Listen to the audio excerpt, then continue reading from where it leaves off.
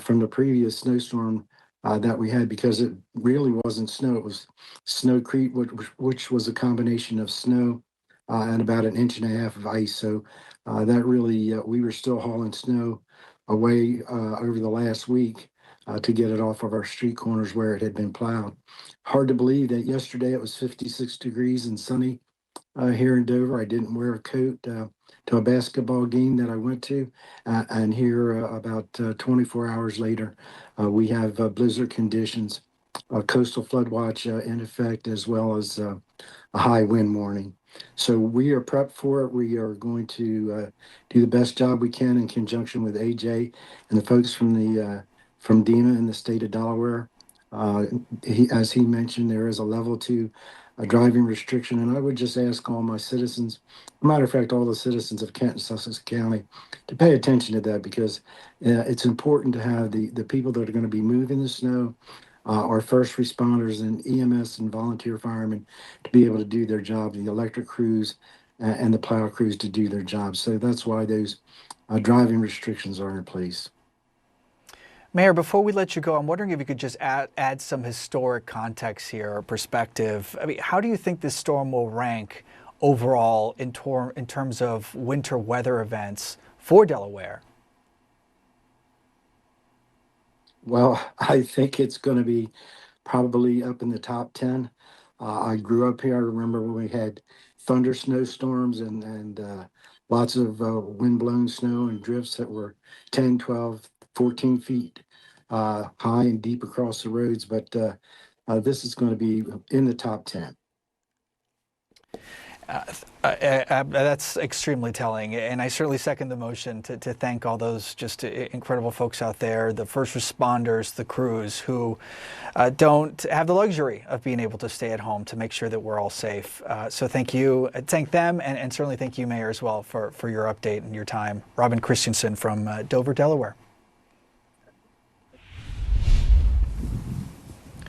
From there, we want to get you now to Mystic, Connecticut. Check back with Stefan Reels. He's a reporter for WTIC. He's got the latest on the situation there. Stefan, it's good to see you again. It looks like the snow accumulation has grown considerably behind you in the last couple of hours. Yeah, it definitely has gotten a little more intense. When we last talked, I think that was around 8 p.m. We really just had that nice little coating. You could still see the roads. Things were fine. Now it's added and gotten a little more intense. Those gusts really started to get in the way while we were in our normal shows. It completely blew a lot of snow off, and I just kind of want to now set the scene. If you look right down here, you can kind of just see how deep things have gotten. We've been measuring it. It's about a few inches deep right now, but coming back up, I want you to just take a look at these hotel cars that we have been just pleasured with right now, because that kind of gives you a better idea of like what kind of snow we're dealing with. Not only is it, one, very easy to grab and holds itself together. I can throw it off, it stays in contact. It also shows you how deep it is. We got quite a fair amount of inches. Unfortunately, that's going to run into the same problem that a lot of these roads out here in Mystic are going to run into as well, in the fact that even if you clear it out, we have so much snow coming down over the next few days that it's just really not going to accomplish a whole lot. And just to give you a better idea of how heavy this wet snow is going to be, you can even just look up at these branches right here at our hotel, and you can see that the snow catching onto these branches is really starting to weigh it down, and really that is where a lot of danger here in Connecticut is going to be, because that could potentially hit power lines. And our utility company, like I said earlier, is already anticipating that there are going to be outages, but they said that due to these conditions, the big one being wind and how fast it could potentially get up to 55 miles an hour, that it could make things very difficult. So while plows do try to clear the roads, the crews aren't going to be able to fix these power outages until they can actually get anywhere. So that's why a lot of leaders, including mayors, including our governor, Ned Lamont, has been urging everyone, one, to stay inside, but before they do so, just get their cars out of the way so that they can help clear the roads at this time. Yeah, Stefan, and those visuals are really just incredibly telling. You see us, you show us the hood of the car and that accumulation. It's easy to visualize that on a roadway and how that could spell trouble, and then on the branches too. Just like snow accumulates on the branches, it could accumulate on power lines, hence the concern about power outages. On that issue, Stefan, where you are, have there been any reports of power outages? And what did utility crews do leading up to this storm to be able to respond when it's safe to do so? So yeah, there have been a few power outages. I have been able to listen into our team back in Hartford where it's nice and warm, and they told me that there are quite a number of outages even so far. So ahead of this, crews have been just trying to get everything in order. Eversource had their emergency response plan already in place because they were anticipating that they might get into upwards of maybe 130,000 outages over the course of the storm, but they also brought in a lot of extra work. So while they do have every single lineman from the field stationed across the state ready to work in shifts so they can address every problem as soon as possible, they also brought in a lot of external services just to help build everything up, and that adds on top of what Connecticut lawmakers have been doing with the Department of Transportation. They have hundreds of these plows stationed across the state to help with everything. Keeping that snow off the roadways and also off those power lines. Some 115,000 power outages already confirmed throughout the country, all weather related at this point. Storm that's slamming into the East Coast. The snow, it's far from over. In fact, it's expected to intensify overnight, with the heaviest bands potentially dumping 1, perhaps even 2 inches of snow per hour after midnight. And the Storm Prediction Center says that prolonged whiteouts are expected as high winds, gusting at about 40 to 70 miles per hour, potentially stir up this blizzard, these blizzard conditions that millions are experiencing. Over half a foot of snow has already fallen in parts of New Jersey, where some power outages are already being reported. And forecasters are saying that some areas could see well over a foot of snowfall overnight, with isolated totals approaching 2 feet by Monday morning.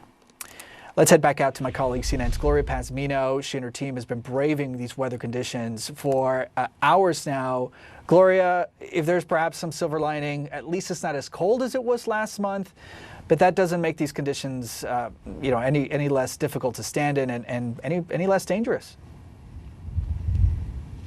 You're right, Polo. But, I was out here for the last storm for when we had those brutally cold conditions.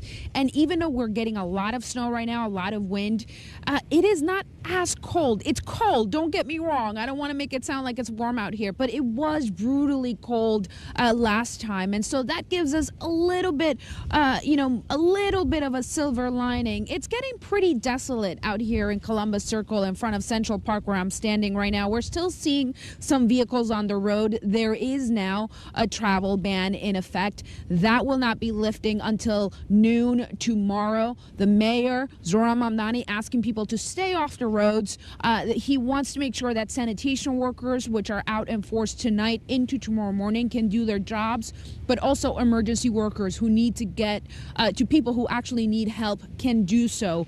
Of course, also to avoid accidents. We've already seen some throughout the evening from people being on the roads. So city streets, highways, bridges, all shut down to traffic until noon tomorrow. I also just want to talk about the conditions because we keep hearing the word blizzard, and we actually need very specific conditions in order to have that designation. Part of what you need is sustained winds for up to 3 hours, and we're seeing that wind right now really pick up. You can see the snow is just blowing sideways, and it's kind of hard to stay on your feet, especially with the snow and the ice lining the sidewalks. Into tomorrow morning, we're going to start to see a lot of the cleanup effort get underway. There are more than 2,000 pieces of equipment that are being deployed for this. 2,600 sanitation workers working 12-hour shifts from early on today into tomorrow, and likely for several more days into next week as the city begins to dig out. We're talking about a potential foot and a half of snow that is going to be debilitating for the city of New York. It's a lot of snow. It's going to make it hard to get around.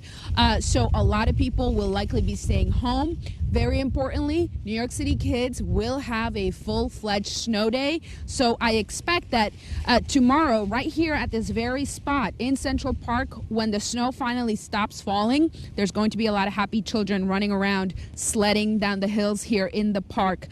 But for now, if you can help it, stay home, stay off the road. Public transportation is very limited right now.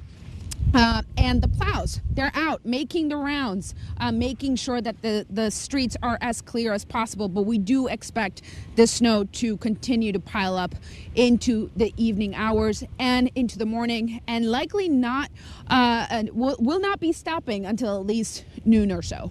Paulo? Yeah, we have heard it from one expert after another, Gloria, that the worst is still ahead for many communities up and down the Northeast. Gloria Pasmino and your entire team, thanks again for braving those conditions. Your eyes are out there. So many people counting on you, so thank you. Want to get to one of those experts actually right now, Steve Decker. He's the director of the meteorology program at Rutgers University. It's great to have you with us. Thank you so much for joining. Great to be here.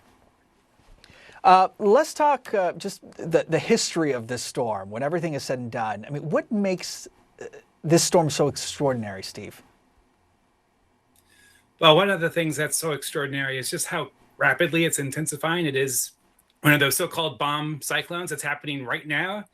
The winds are really starting to pick up along the coast. Sometimes we get heavy snow in the Northeast without huge winds, but with this storm, especially along the coast, very strong winds are going to happen. And then for folks who are not used to this kind of weather, I mean, how are blizzard conditions different when you compare it to maybe what we experienced about a month ago? Is it the potential for whiteout conditions? Is it the wind? Right. The wind is a key ingredient, and that's going to be whipping the snow around. Also, we don't have the sleet mixing in like we did with that last storm, so that's going to blow much easier. That's also going to reduce the visibilities to give us those blizzard conditions this time around. Let's talk about what you expect to happen, obviously the next 12, 24 hours. What will be the biggest areas of concern for you that you're watching? So anywhere along the coast, basically along the I-95 corridor from Philadelphia up to Boston, and then east of there, right along the coast, those are the areas that are under the gun for the strongest winds and the heaviest snow. Yes. So you talk winds, you talk snow. Let's talk the potential for flooding. Seen some of your colleagues also express some concern over some of the coastal areas. Where should people stay particularly informed right now as this storm off the coast continues to develop? Right. So there is some coastal flooding with this storm in the moderate to, in some places, maybe in the major category. So if you're in a place where you've experienced coastal flooding before, you would definitely want to pay attention to that. It's not going to be an unprecedented, coastal flood, but areas that have experienced coastal floods in the last few years are going to be under the gun tonight as well. And then just finally, what is this sort of imperfect combination of conditions that made this storm what it eventually became? I mean, folks have been tracking this for quite some time, and it seems that it just develops so quickly. Right. It was sort of a Goldilocks scenario where a number of different weather systems came together just right. We had the previous weather system on Friday that gave us rain here in the Northeast, and that left behind a cold front sort of snaking across the middle of the country, and that was the boundary on which this storm could develop. It received some energy from a storm that came ashore in California a few days ago. There was another system diving down out of Canada over the last few days. And so everything just came together across the mid-Atlantic and Northeast, basically right now, to make it happen. Sure. Steve Decker checking in with us from New Jersey, one of many states already experiencing some issues, including power outages. Steve, the best to you. Thank you for your time. Thank you. To this affected area, you see the forecast accumulation there. We're joined now once again by CNN's Gloria Pasmino in New York, tracking the situation on the ground. And CNN meteorologist Chris Warren is closely following this weather system on the map. Gloria, to you first. We're about 33 minutes now into this, I would say, quite unusual travel ban. What does that look like, and what's Mayor Mamdani's goal in instituting that? Look, Polo, the goal here is to keep as many people off the roads as possible. The streets, the highways, the bridges across New York City are all shut down to traffic with some exemptions. Essential workers, emergency workers, people are still going to be able to get around. But if you really don't need to get behind the wheel, the mayor is asking New Yorkers to avoid doing so because it is dangerous out here. We've seen a lot of the streets around us here in Columbus Circle really clear up in the last hour or so. We're still seeing some vehicles on the road. We've seen a lot of NYPD vehicles patrolling the area as well. Of course, we are now seeing consistent plows going around. The wind now significantly picking up. You could see there's the NYPD going by and a person battling this wind with their umbrella. Conditions here really just starting to deteriorate. Now, Governor Kathy Hochul has activated the National Guard. They are going to be people who may potentially need to be rescued.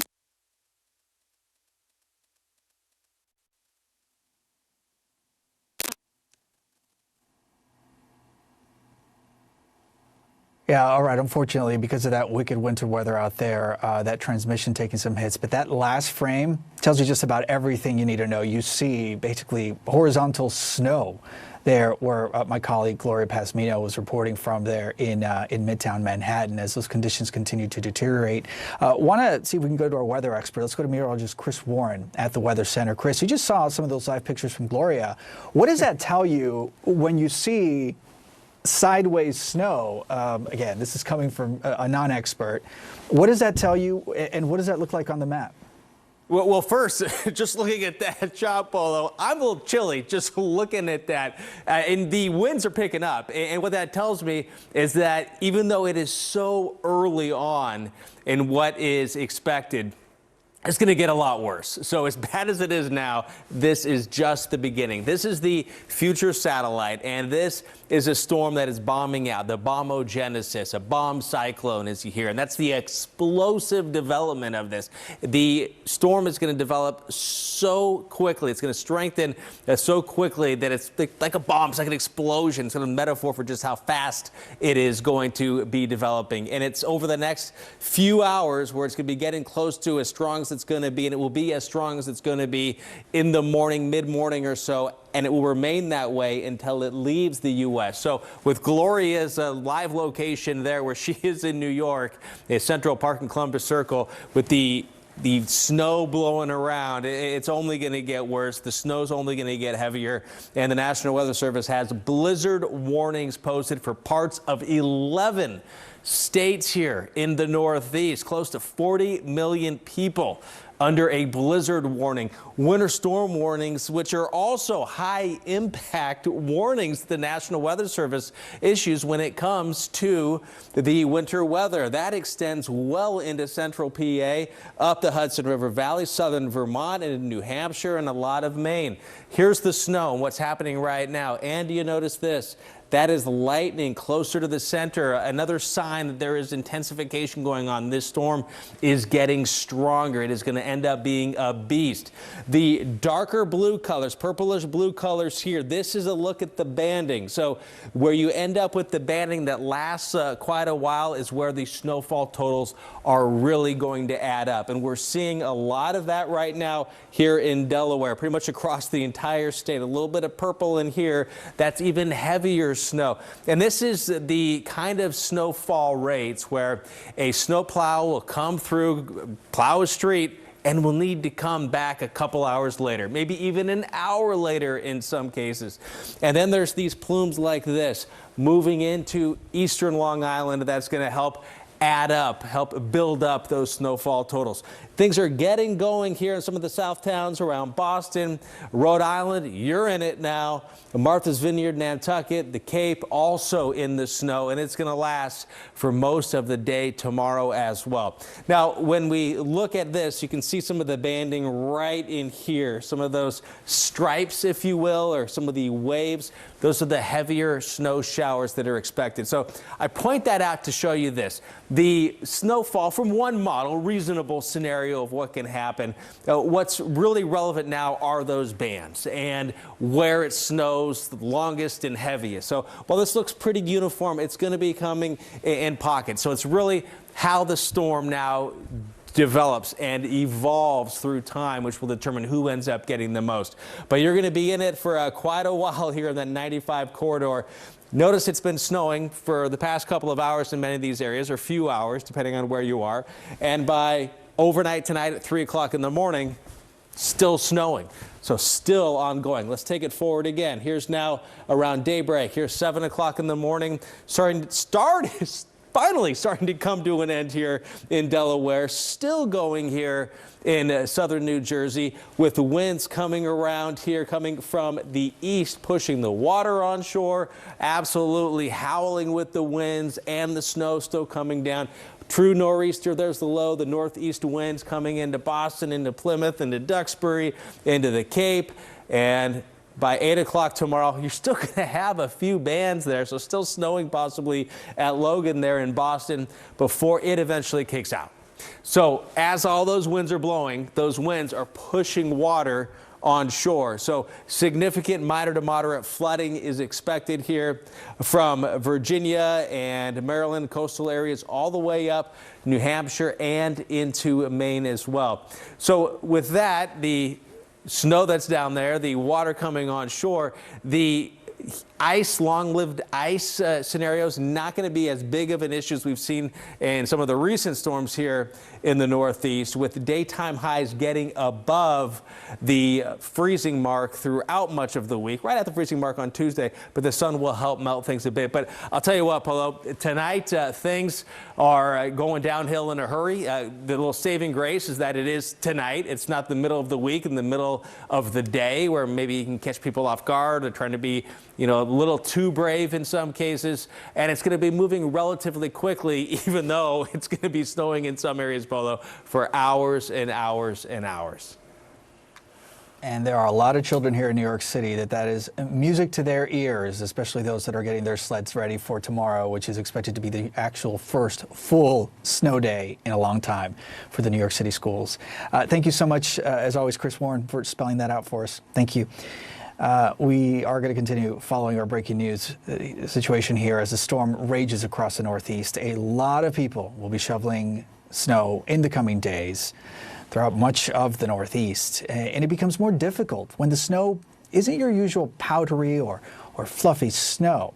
Now, you know where I'm going with this, where it's very difficult to either shovel or plow some of this stuff. It's that heavy, wet snow that's coming with this storm. It can be very dangerous, and it's called heart attack snow.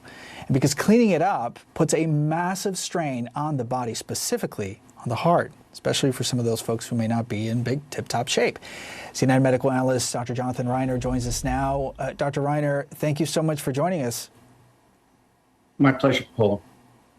Just before we get started, just sharing some numbers with our viewers. Shoveling snow responsible for as many as 100 deaths on average each year. What can you tell us about the so-called heart attack snow? What do people need to know? So what people need to know is basically on behalf of my brother and sister cardiologists up and down the East Coast, if you have a history of heart disease, or if you have hypertension or diabetes, or basically if you're over 50 and just out of shape, don't shovel snow. Pay the kid down the street to do it. Support your neighborhood economy. Pay somebody else to do it. Shoveling snow is an enormous amount of exercise. It's both aerobic exercise and isotonic exercise. And you're doing it basically not in a refrigerator like Rocky, you're doing it in a freezer. And those very low temperatures basically create a situation where your arteries constrict in the periphery, which raises your blood pressure, and the arteries around your heart constrict, and that sort of decreases the supply to your heart. And you create this supply-demand mismatch. And if you're at risk of heart disease, or you've had a stent in the past, or a heart attack, or bypass surgery, you can provoke an acute coronary event like a heart attack. You mentioned about 100 people die every year shoveling snow. In the last storm 1 month ago, I went in during the storm. I was on call to take care of somebody who was actively having a heart attack. And a couple of thousand people in the United States probably have a heart attack every year as a consequence of shoveling.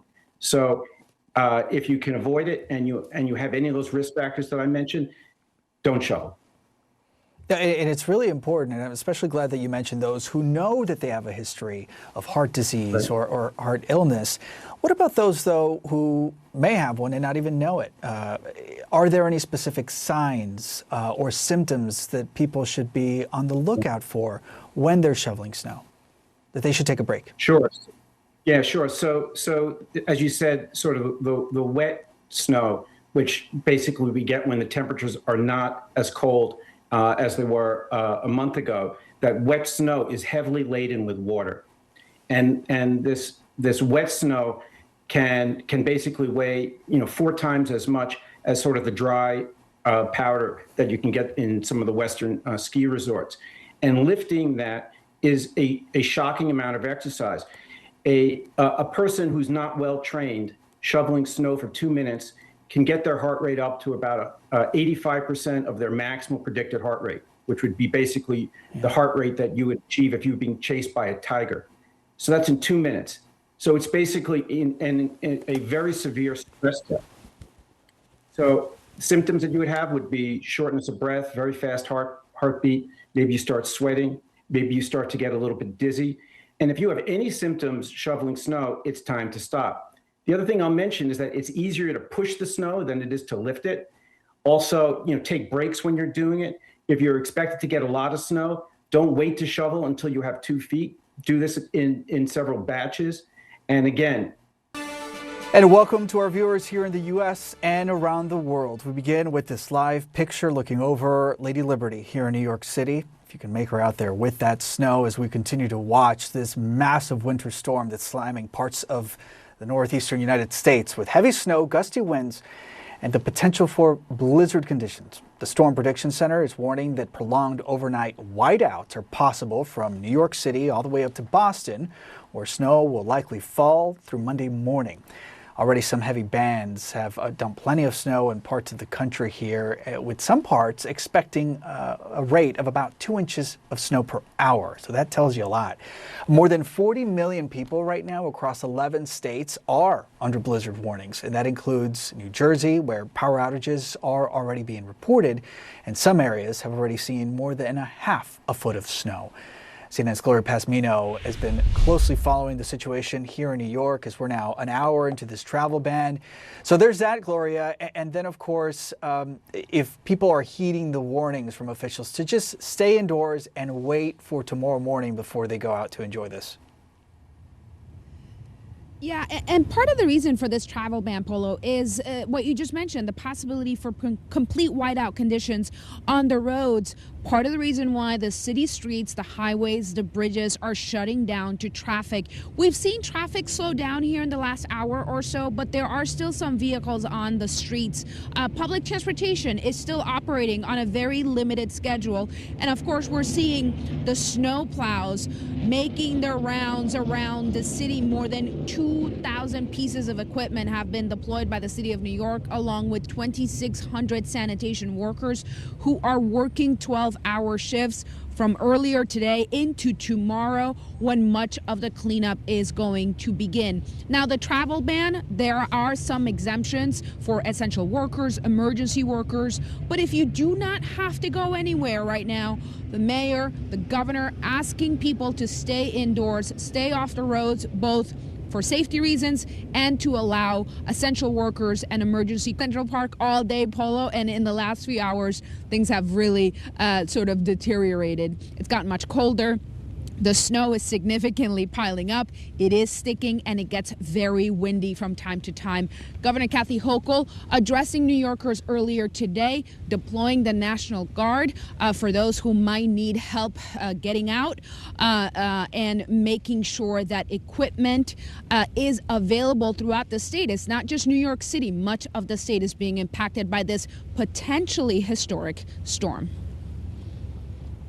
We have over 100 members, more if necessary, staged across Long Island, New York City, and Lower Hudson Valley. And they've deployed additional 25 vehicles to help with a downstate response. They're ready to be nimble. They'll go where they're needed.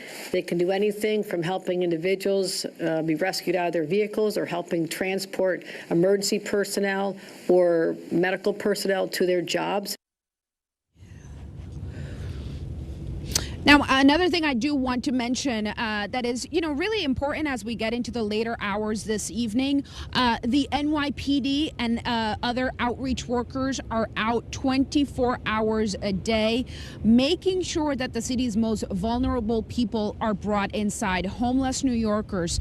The last time we had a storm, which was less than a month ago, there were 19 deaths of people because of the extremely cold temperatures. That's one thing that's different this time around. It is not as cold, but these are still very dangerous conditions. So the city is in a code blue, which means that the shelter requirements have been eased so that people who need shelter can come in. The city has also opened up over a dozen warming centers. Warming buses have been deployed around the city. And as I said, outreach workers are out canvassing city streets for anyone who may still be out there tonight. The city has also done some course correcting in the last few weeks because of what happened in the last storm. For example, the city had been asking New Yorkers to report people who are outside to 311. Now they're rerouting those calls to 911 to make sure that emergency workers are sent out right away. So again, Mayor Zohran Mamdani got some criticism because of that last time around, so we can see how he's making some changes. Also importantly, going into tomorrow morning, the city's schools will be closed. That's another significant change in the city's response from the last storm because last time the city's kids had remote learning. There was also a lot of criticism, not just from kids who wanted a snow day, but from parents who actually had trouble logging into the system, the remote learning system. So tomorrow, for the first time in several years, in fact, since 2019, New York City kids will get a full-blown snow day. I also want to talk about public transportation. Usually that's the best way to get around when there's a bad weather event happening, but a lot of the systems are operating on a limited schedule. The city's ferry has been suspended. And again, if you do not need to be outdoors tonight and maybe even tomorrow morning, don't do it until the snow stops, which is not expected until potentially the early afternoon tomorrow. Polo? I've said it before, I'll say it again. Gloria Pezmino, thank you so much, and your entire team for all your reporting. You're our eyes and ears out there. And we do want to continue to follow the situation right now. They're on the ground, not just here in New York City, but other surrounding states as well. I want to go to Chris Cloninger. He's a meteorologist and climate scientist. He joins me now live from Centralville, Massachusetts on Cape Cod, right in the middle of the heart of it all, of this blizzard. Tell us, what are you seeing out there? Follow the first few flakes. You may see them floating by the camera right now, and we have 22 hours to go. This could be the snowfall jackpot in Massachusetts. Typically, it's up around Route 128, the western Boston suburbs, but this appears to be the area that could get the most snow, with anywhere from 2 to 3 inch per hour snowfall rates. By the time this storm winds down tomorrow night at this time, we may see a total of 20 to 25 inches, Paulo. Massachusetts, that will likely see the heaviest snow with this, perhaps 20 to 30 inches. We have 22 hours to go. Now, for these storms to intensify so rapidly, we call it bombogenesis, 24 millibars in 24 hours. This thing will drop 30 millibars in 24 hours. So we're just talking about a brutal lashing along the shoreline with 70-mile-per-hour wind gusts, 20 to 30 inches of snow. And Polo, this could be, as the National Weather Service said, historic and potentially devastating for parts of the shoreline here in Massachusetts. Chris, let's offer viewers also some hope out there. Let's talk light at the end of the tunnel. What is your assessment? Tell us about when the situation could improve for so many people.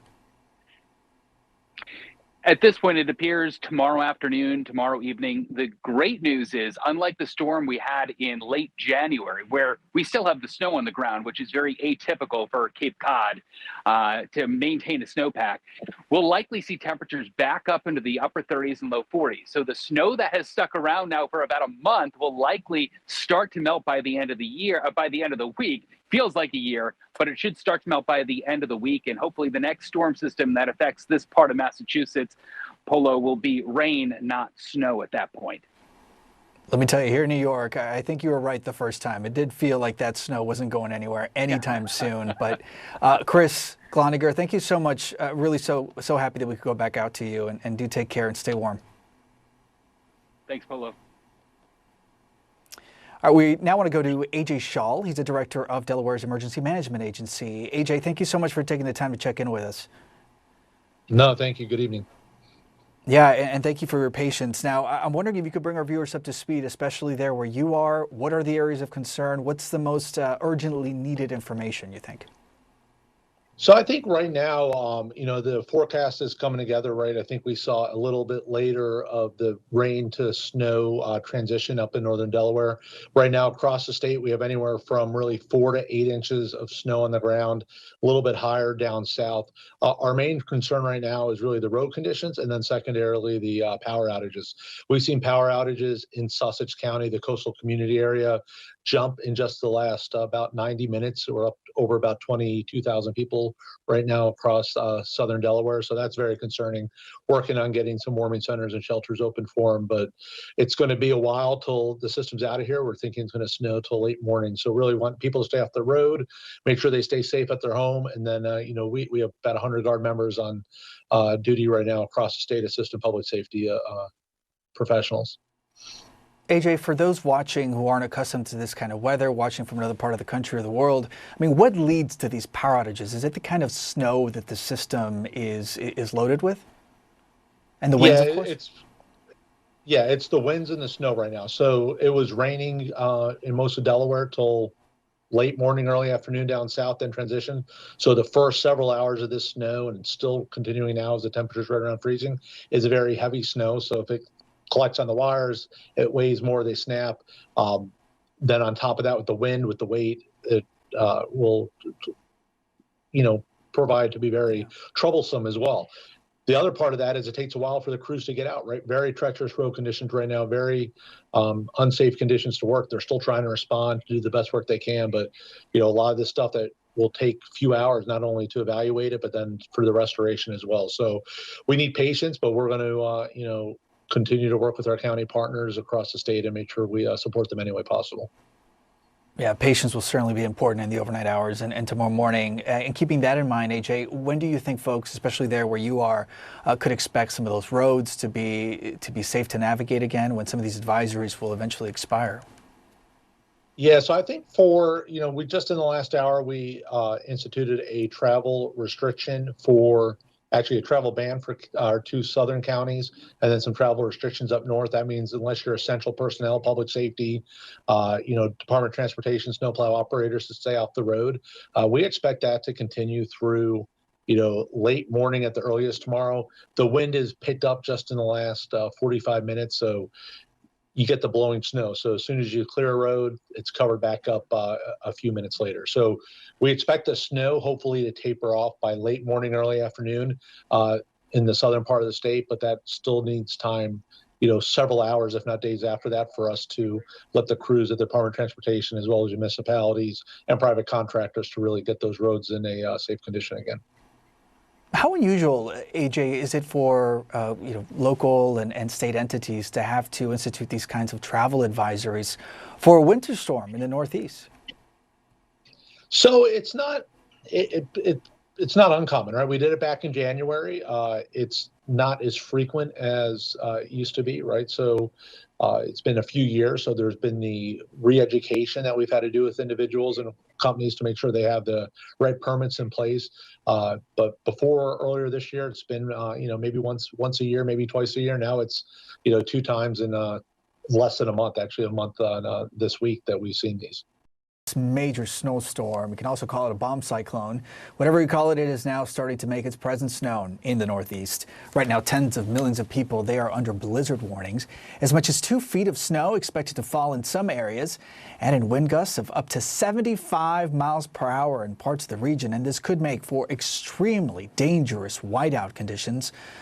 Multiple states, they already have drive bans in effect right now, likely to stay in place until tomorrow. And then, of course, there's air travel. It is just paralyzed in some parts of the country. More than 8,000 flights today already have been canceled, and there are many more that are expected to be canceled tomorrow as well.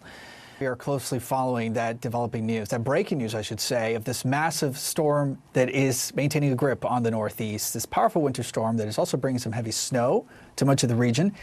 It has already led to blizzard warnings from Virginia all the way to Maine, and it's prompting school closures throughout the region tomorrow.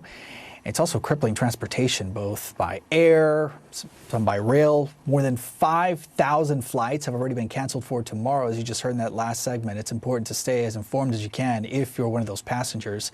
Snow totals, they could reach 1.5 feet, possibly even 2 feet of snow by tomorrow in some parts of this affected area. You see the forecast accumulation there. We're joined now once again by CNN's Gloria Pazmino in New York, tracking the situation on the ground.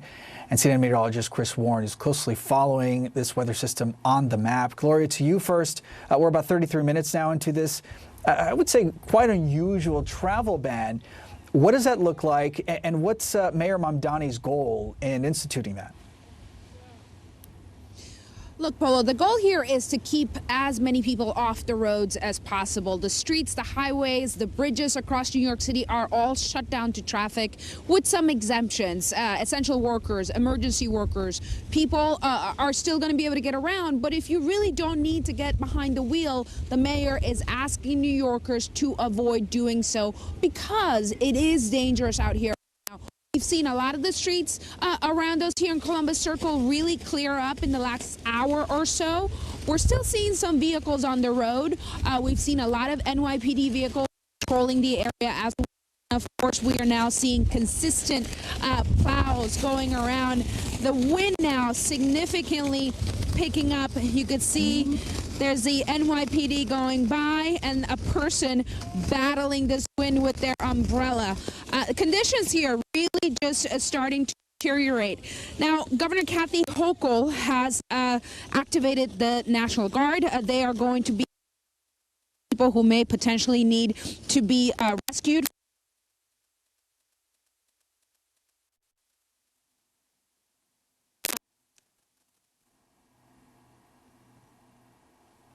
Yeah, all right. Unfortunately, because of that wicked winter weather out there, that transmission taking some hits. But that last frame tells you just about everything you need to know. You see basically horizontal snow there where my colleague Gloria Pazmino was reporting from there in Midtown Manhattan as those conditions continue to deteriorate.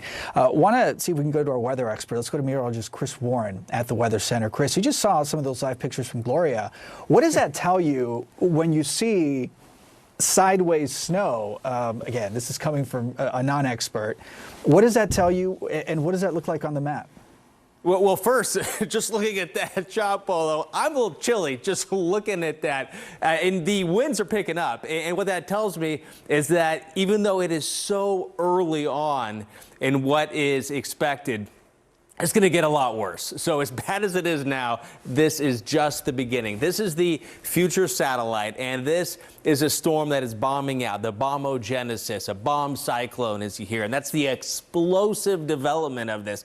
The storm is going to develop so quickly. It's going to strengthen so quickly that it's like a bomb. It's like an explosion. It's a metaphor for just how fast it is going to be developing. And it's over the next few hours where it's going to be getting close to as strong as it's going to be, and it will be as strong as it's going to be in the morning, mid-morning or so, and it will remain that way until it leaves the U.S. So with Gloria's live location there where she is in New York, a Central Park in Columbus Circle, with the snow blowing around, it's only going to get worse. The snow's only going to get heavier. And the National Weather Service has blizzard warnings posted for parts of 11 states here in the Northeast. Close to 40 million people under a blizzard warning. Winter storm warnings, which are also high impact warnings the National Weather Service issues when it comes to the winter weather. That extends well into central PA, up the Hudson River Valley, southern Vermont, and New Hampshire, and a lot of Maine. Here's the snow and what's happening right now. And do you notice this? That is lightning closer to the center. Another sign that there is intensification going on. This storm is getting stronger. It is going to end up being a beast.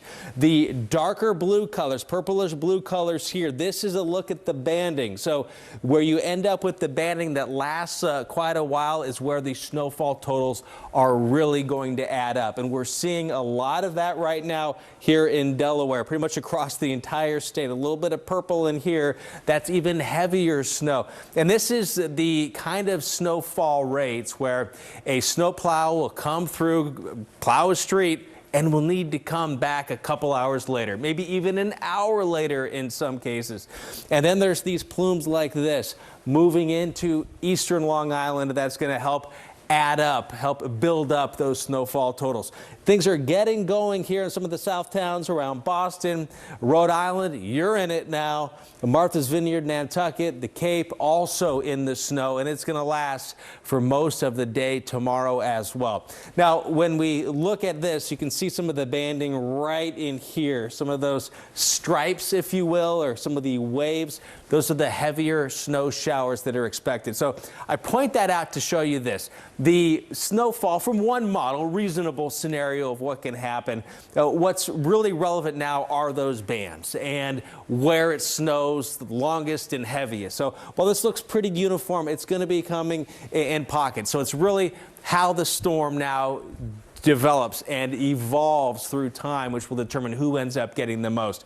But you're going to be in it for quite a while here in that 95 corridor. Notice it's been snowing for the past couple of hours in many of these areas, or few hours, depending on where you are. And by overnight tonight at 3 o'clock in the morning, still snowing. So still ongoing. Let's take it forward again. Here's now around daybreak. Here's 7 o'clock in the morning. Finally starting to come to an end here in Delaware. Still going here in southern New Jersey with the winds coming around here, coming from the east, pushing the water on shore, absolutely howling with the winds and the snow still coming down. True nor'easter, there's the low, the northeast winds coming into Boston, into Plymouth, into Duxbury, into the Cape, and by 8 o'clock tomorrow, you're still going to have a few bands there, so still snowing possibly at Logan there in Boston before it eventually kicks out. So as all those winds are blowing, those winds are pushing water on shore. So significant minor to moderate flooding is expected here from Virginia and Maryland coastal areas all the way up New Hampshire and into Maine as well. So with that, the snow that's down there, the water coming on shore, the ice, long-lived ice scenarios, not going to be as big of an issue as we've seen in some of the recent storms here in the Northeast, with daytime highs getting above the freezing mark throughout much of the week, right at the freezing mark on Tuesday, but the sun will help melt things a bit. But I'll tell you what, Polo, tonight things are going downhill in a hurry. The little saving grace is that it is tonight. It's not the middle of the week and the middle of the day where maybe you can catch people off guard or trying to be, you know, a little too brave in some cases. And it's going to be moving relatively quickly, even though it's going to be snowing in some areas, Polo, for hours and hours and hours. And there are a lot of children here in New York City that is music to their ears, especially those that are getting their sleds ready for tomorrow, which is expected to be the actual first full snow day in a long time for the New York City schools. Thank you so much, as always, Chris Warren, for spelling that out for us. Thank you. We are going to continue following our breaking news situation here as the storm rages across the Northeast. A lot of people will be shoveling snow in the coming days throughout much of the Northeast, and it becomes more difficult when the snow isn't your usual powdery or fluffy snow. And you know where I'm going with this, where it's very difficult to either shovel or plow some of this stuff. It's that heavy, wet snow that's coming with this storm. It can be very dangerous, and it's called heart attack snow. And because cleaning it up puts a massive strain on the body, specifically on the heart. especially for some of those folks who may not be in big tip-top shape. CNN medical analyst Dr. Jonathan Reiner joins us now. Dr. Reiner, thank you so much for joining us. My pleasure, Paul. Just before we get started, just sharing some numbers with our viewers. Shoveling snow responsible for as many as 100 deaths on average each year. What can you tell us about the so-called heart attack snow? What do people need to know? So what people need to know is basically on behalf of my brother and sister cardiologists up and down the East Coast, if you have a history of heart disease, or if you have hypertension or diabetes, or basically if you're over 50 and just out of shape, don't shovel snow. Pay the kid down the street to do it. Support your neighborhood economy. Pay somebody else to do it. Shoveling snow is an enormous amount of exercise. It's both aerobic exercise and isotonic exercise, and you're doing it basically not in a refrigerator like Rocky. You're doing it in a freezer. And those very low temperatures basically create a situation where your arteries constrict in the periphery, which raises your blood pressure, and the arteries around your heart constrict, and that sort of decreases the supply to your heart, and you create this supply-demand mismatch.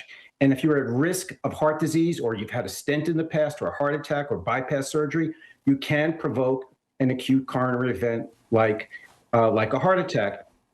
You mentioned about 100 people die every year shoveling snow. In the last storm 1 month ago, I went in during the storm. I was on call to take care of somebody who was actively having a heart attack. And a couple of thousand people in the United States probably have a heart attack every year as a consequence of shoveling. So if you can avoid it and you have any of those risk factors that I mentioned, don't shovel. And it's really important, and I'm especially glad that you mentioned those who know that they have a history of heart disease or heart illness. What about those, though, who may have one and not even know it? Are there any specific signs or symptoms that people should be on the lookout for when they're shoveling snow, that they should take a break? Sure. Yeah, sure. So as you said, sort of the wet snow, which basically we get when the temperatures are not as cold as they were a month ago, that wet snow is heavily laden with water. And this wet snow can basically weigh 4 times as much as sort of the dry powder that you can get in some of the Western ski resorts. And lifting that is a shocking amount of exercise. A person who's not well trained shoveling snow for 2 minutes can get their heart rate up to about 85% of their maximal predicted heart rate, which would be basically the heart rate that you would achieve if you were being chased by a tiger. So that's in 2 minutes. So it's basically in a very severe stress test. So symptoms that you would have would be shortness of breath, very fast heartbeat. Maybe you start sweating. Maybe you start to get a little bit dizzy. And if you have any symptoms shoveling snow, it's time to stop. The other thing I'll mention is that it's easier to push the snow than it is to lift it.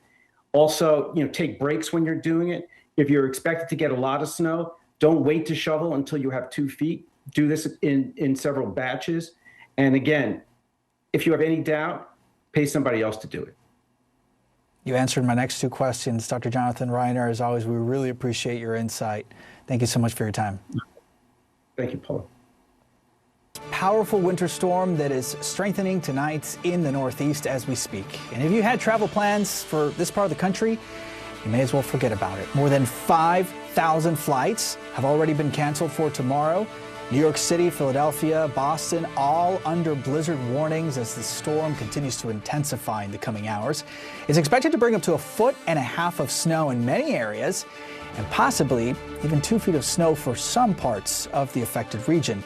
And New Jersey just announcing a statewide travel ban, as at this hour here in New York City, a similar ban also kicks into place.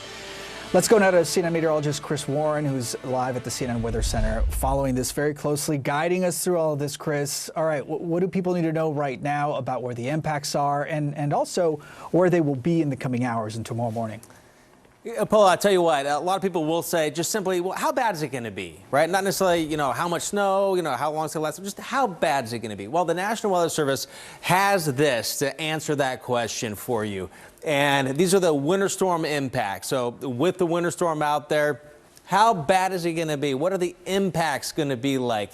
Well, minor in the yellow, moderate in orange, but the extent of the red and the purple over the megapolis here in the northeast, the I-95 corridor, major impacts expected from Virginia, Maryland, all the way up to eastern Pennsylvania, all of New Jersey, New York, a lot of New York, all of Long Island, and all the way up to coastal areas in Maine in that major winter storm impact range. Extreme impacts. Now we're talking where there's going to be power outages, dangerous travel, if not life-threatening travel. And this includes also heavily populated areas here, millions of people under this, all because of what will be a bomb cyclone. When we're talking about a bomb cyclone, it's explosive development. And we measure these systems in millibars. So you get 24-hour millibar drop. Dropping pressure is increasing winds and strengthening storm. You get a 24 millibar drop within 24 hours, and it bombs out. And within the next several hours, leading up to about midnight or 1 o'clock in the morning, most of that is going to happen. So this is going to be one heck of a beast of a storm by morning as it continues to move across the East Coast with blizzard warnings here from the Delmarva. So we're talking parts of 11 states here in the Northeast. Close to 40 million people in blizzard warnings here, including the entire state of Delaware, New Jersey, Connecticut, and Rhode Island, but stretching all the way up to the Canadian border in Maine in the coastal areas. I want to take a moment and show you what's happening right now in terms of where the heaviest snow is falling at the moment. The darker the purple, the heavier the snow. Green is rain, and we're seeing that rain change over to purple, changing over to snow. So these bands right in here, when we show you the maps of how much snow is expected, it's never uniform. You'll have pockets that end up with a lot more snow than other areas. So with that, it's because of this.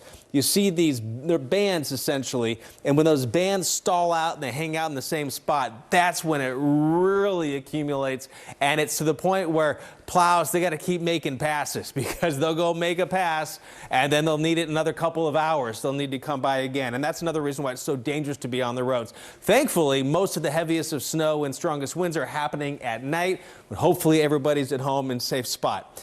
This is New York. Here's Philadelphia. Again, these bands, like a wave here of heavy snow. And then this plume out here, been watching this. When you see the dark purple coming, there's a lot here and a lot here, and they're all kind of going like a train on a track here, one after another. That's a spot to look for some healthy snowfall totals here by morning. And then it's going to take a while here in eastern Massachusetts. Not quite snowing in Boston yet, maybe a few flurries. But once it gets going, it's going to be going throughout most of the day. Also some lightning showing up, an indication of just how intense this system is. Widespread areas could see a foot or more. Can't rule out 2 feet of snow in some areas.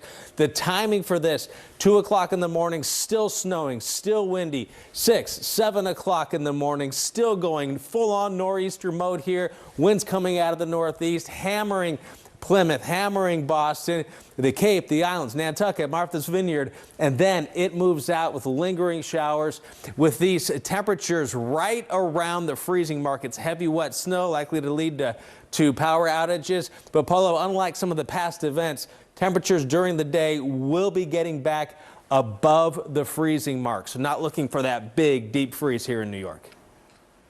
You know, it cannot be stressed enough, just the paralyzing potential of this storm when you see just how massive it is, and then just how many states, how many rail systems, how many airports. It could be a very disruptive Monday. Thank you so much, Chris Warren, for walking us through all that. We'll check back with you. We also want to go back to our colleague, Gloria Pazmino, who has been covering, she and her team, for hours, this storm, speaking to people on the ground. Gloria, we're 4 minutes into Mayor Mamdani's travel ban here, hoping to keep people safe. I don't see anybody behind you. Does it seem like it's making a difference? We'll see, Polo, over the next few minutes, now that the travel ban is officially in place, now that we're past the 9 o'clock hour. It has gotten more and more desolate here outside of Central Park, but we're still seeing some people on foot who are walking around trying to, take in the conditions. But I can tell you everything that Chris just described, we are certainly feeling here. It is very windy, the snow is steadily falling, and it is also very cold. Not as cold as the last winter storm we had about a month ago, which makes it all a little bit more bearable, but it is extremely windy, and we are expecting to see a lot of snow accumulation, at least 1.5 feet. That could be history-making storm for New York City. We haven't had a blizzard warning here in the city since 2017. So we are on our way to potentially a storm that will get into the history books of New York City. Now, I want you to listen to New York City Mayor Zohran Mamdani talking about this travel ban earlier today and why it's so important. Take a listen. We are declaring a state of emergency and instituting a travel ban starting at 9 p.m. this evening and ending at 12 p.m. tomorrow. This state of emergency closes the streets, highways, and bridges of New York City for all traffic, cars, trucks, scooters, and e-bikes, with some specific exemptions for essential and emergency movement. We are asking New Yorkers to avoid all non-essential travel. Please, for your safety, stay home, stay inside, and stay off the roads. Now, Paulo, in the last hour or so, we have we've seen a significant increase of snowplows on city streets. There's more than 2,200 pieces of equipment that have been deployed, 2,600 sanitation workers working 12-hour shifts from tonight into tomorrow morning. The travel ban will be lifted at noon, and that's likely when much of this cleanup is going to get started. Paulo? And then how about the impacts, too, for people who may think that it's possible to either take a train or a plane into the tri-state area? I mean, do you get a sense from what you're hearing from officials that essentially this storm is paralyzing many of those transportation means for now? Yes. If you do have to go somewhere right now in New York City, the subway is likely your best bet, although everything is running on a delayed schedule, on a weekend schedule. The other train systems, New Jersey Transit, Long Island Railroad, MTA, all of them also running on a modified schedule. Certainly check your line. There are some lines that are more affected because of their exposure. And the ferry here in New York City has been suspended. So although public transportation is operating, and that is the best way to get around, if you have to go somewhere, you should definitely check schedules because everything is pretty much operating on a limited schedule.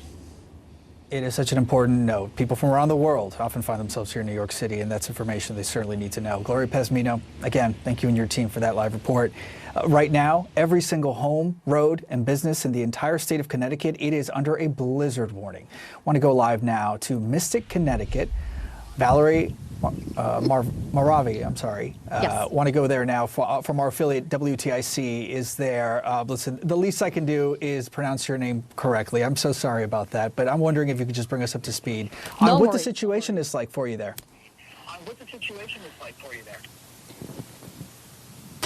Well, the situation has been changing constantly in the last few minutes, and we've been actually here for the 15 minutes, and that's just when the snow was coming down smoothly. But right now it's heavier, and as you can see, all the snow on my hair, so this is not the day to look cute or pretty. I'm just out here to do my job, so we'll deal with that. We'll deal with how beautiful looks out here, but I just want to give you a perspective of what actually looks like. We've been here since 3:30 this afternoon, so definitely the accumulation of the snow, it's been pretty visible. And as you can see right now, it is still soft, it's still nice, but out here, if you can just take a look at this way, it's building up. The trees look beautiful, but again, it's still dangerous to be out there. People are completely off the roads, and that's what it was supposed to be right? We spoke to several neighbors. We spoke to travelers around here who wanted to just stay at a local hotel and just basically stay the night, and some of them taking off work and just take the day to relax and enjoy themselves as well. As you can see, the parking lot is pretty packed right now, and they're completely covered in this beautiful snow, and that is just being in the last hour when it's been coming down heavier than usual. And again, just to remind everybody, local officials reminding and urging people to stay home, and it's still a state of emergency, you guys. So let's just make sure to stay home and stay safe. Back to you guys. No, it's such an important recommendation, Valerie. You know, you're in Connecticut. Other people in other parts of the country may be watching this and say, well, no, it snows in the Northeast. It's not unusual.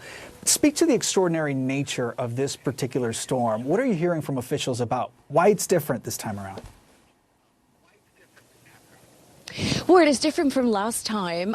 We just had a couple weeks ago where the snow was still smooth and it wasn't as strong winds. Right now, the winds are picking up pretty quickly, and it's supposed to be like this time. Stronger winds, heavier snow than usual, and we're expecting at least 15 inches of snow this time or more. But this time, definitely, you're gonna notice the change in the weather, and the cold is gonna last longer, and people might expect some power outages as well, which we didn't have to deal with that in the last storm.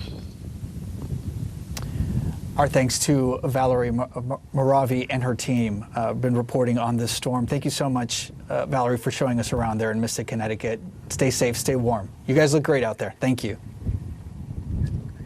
Thank you. We are now joined by the governor of Connecticut. Want to go now to Ned Lamont. Governor, thank you so much for taking the time, by the way. I know it's been a very busy last few days preparing for tonight and potentially the coming days with what we could see following the storm. Can you bring our viewers up to speed on what you're seeing right now and what information people need to know, especially there in the state of Connecticut? Yeah, Polo, as you just heard from Valerie, this is a wicked nor'easter. Probably the worst we've seen in 10 years or so. As you heard from Valerie, this snow is much heavier than we're used to.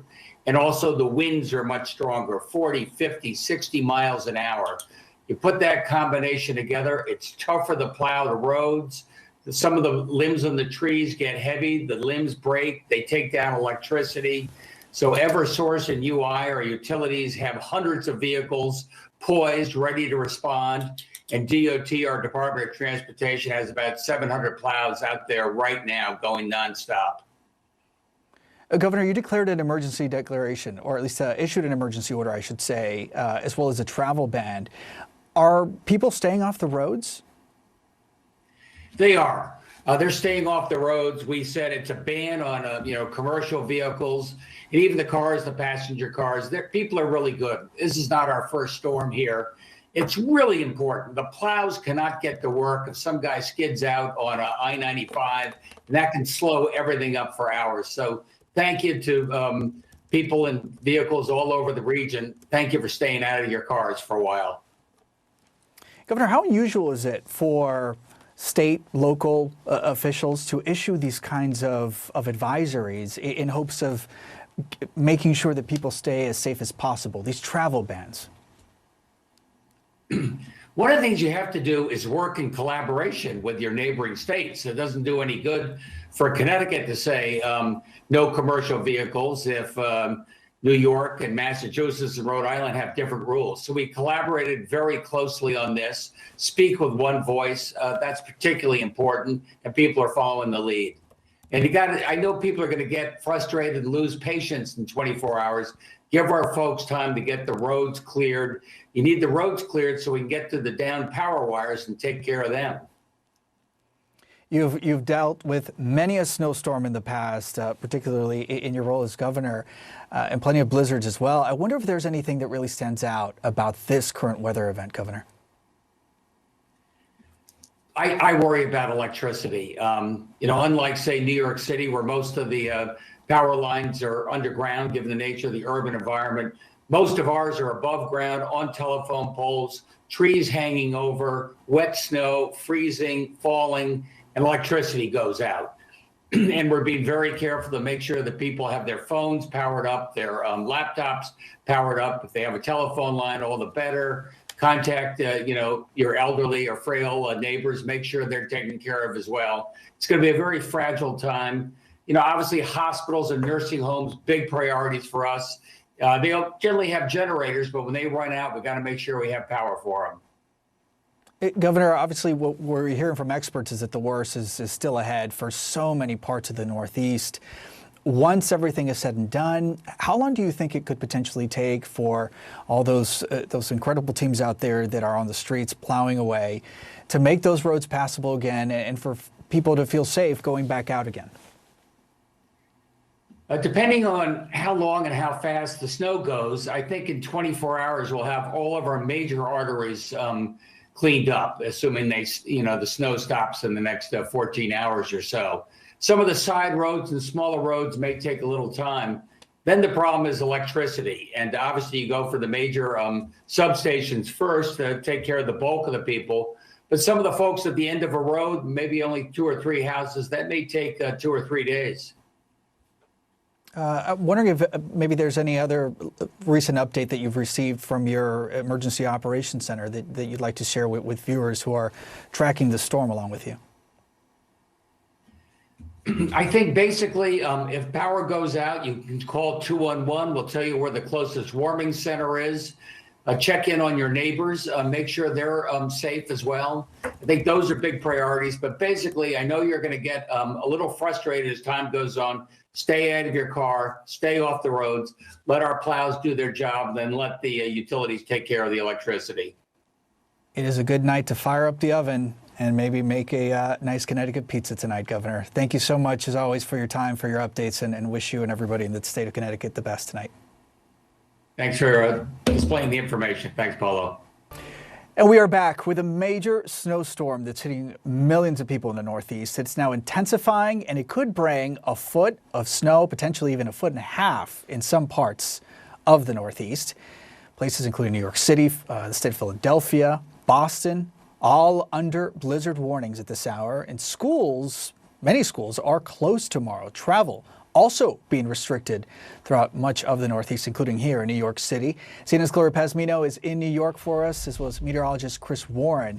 He's standing by at the CNN Weather Center, tracking this massive cyclone, especially when you see it there on that map. Chris, let's go to you first.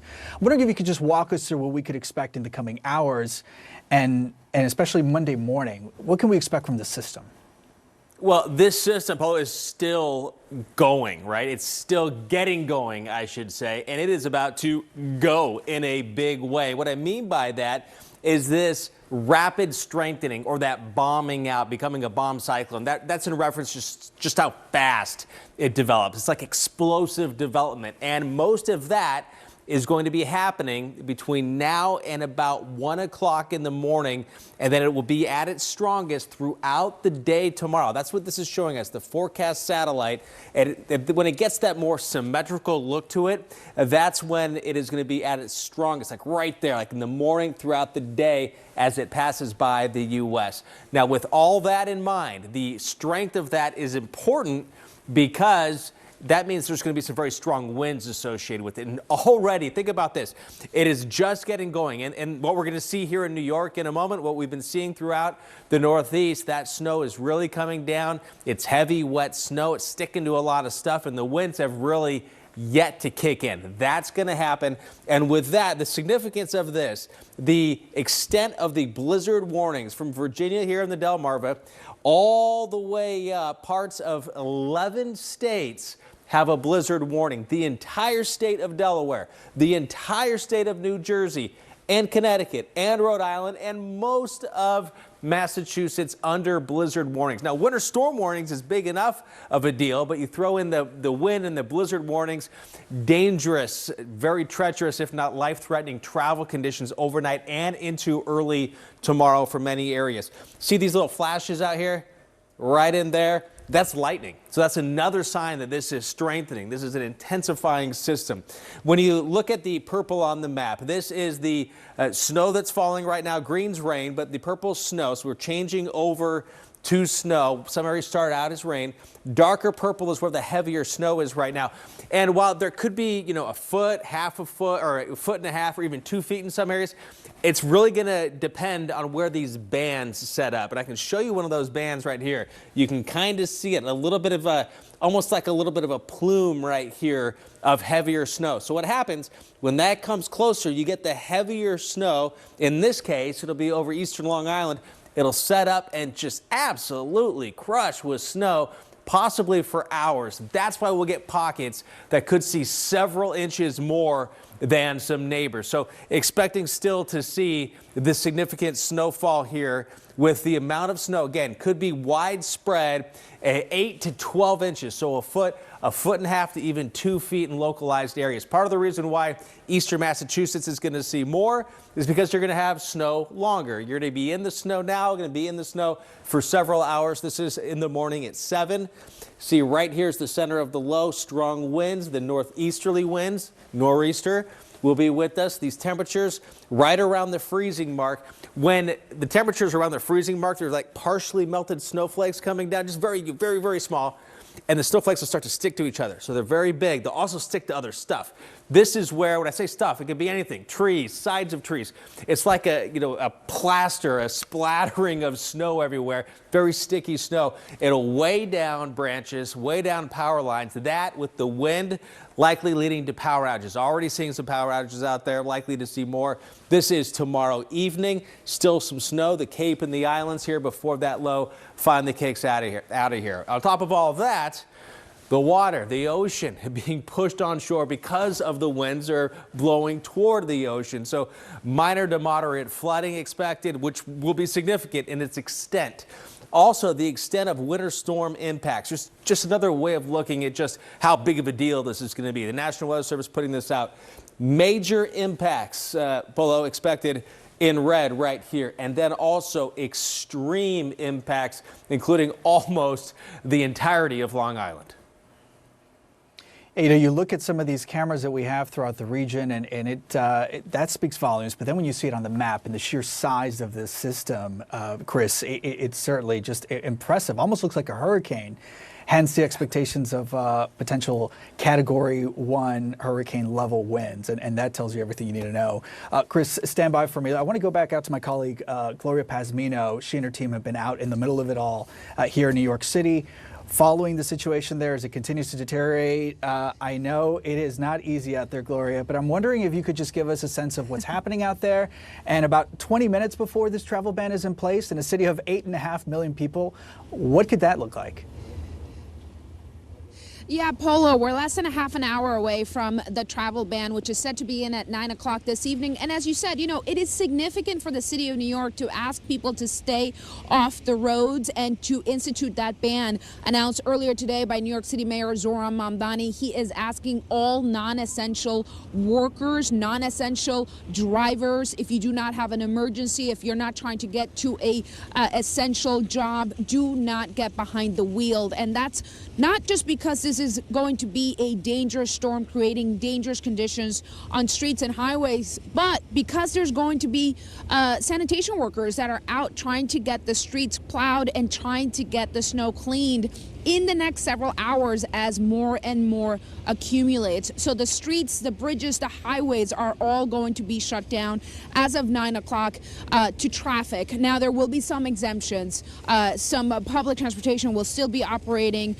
Emergency workers, essential workers will be allowed to be on the road. But again, the idea is to minimize traffic as much as possible. And I can tell you that having been out here since early this afternoon, we have significantly seen the crowds dwindle, especially now that the sun has gone down, that it's starting to get very cold, and the wind is starting to significantly pick up. I have to tell you, my crew here, I have Maria and Chandler.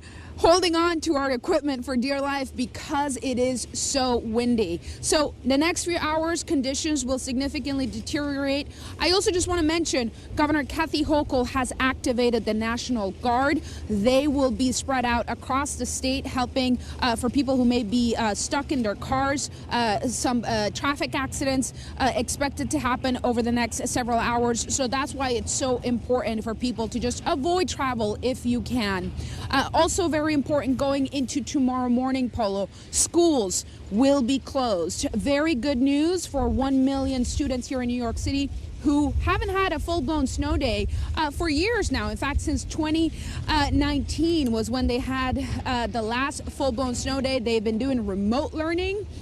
But not tomorrow. They will be able to play in the snow, go out in the snow, and have a proper snow day. So that was certainly very good news for city students. I also want to mention, Polo, one thing that we are very closely tracking is how the city is going to handle vulnerable New Yorkers, homeless New Yorkers. The last time we had a storm, which was just less than a month ago, it was extremely cold, extremely dangerous. As a result of that storm, 19 people died. Many of them were outside, were homeless New Yorkers. And the mayor has gotten a lot of criticism for how the city handled that storm after the initial days post cleanup.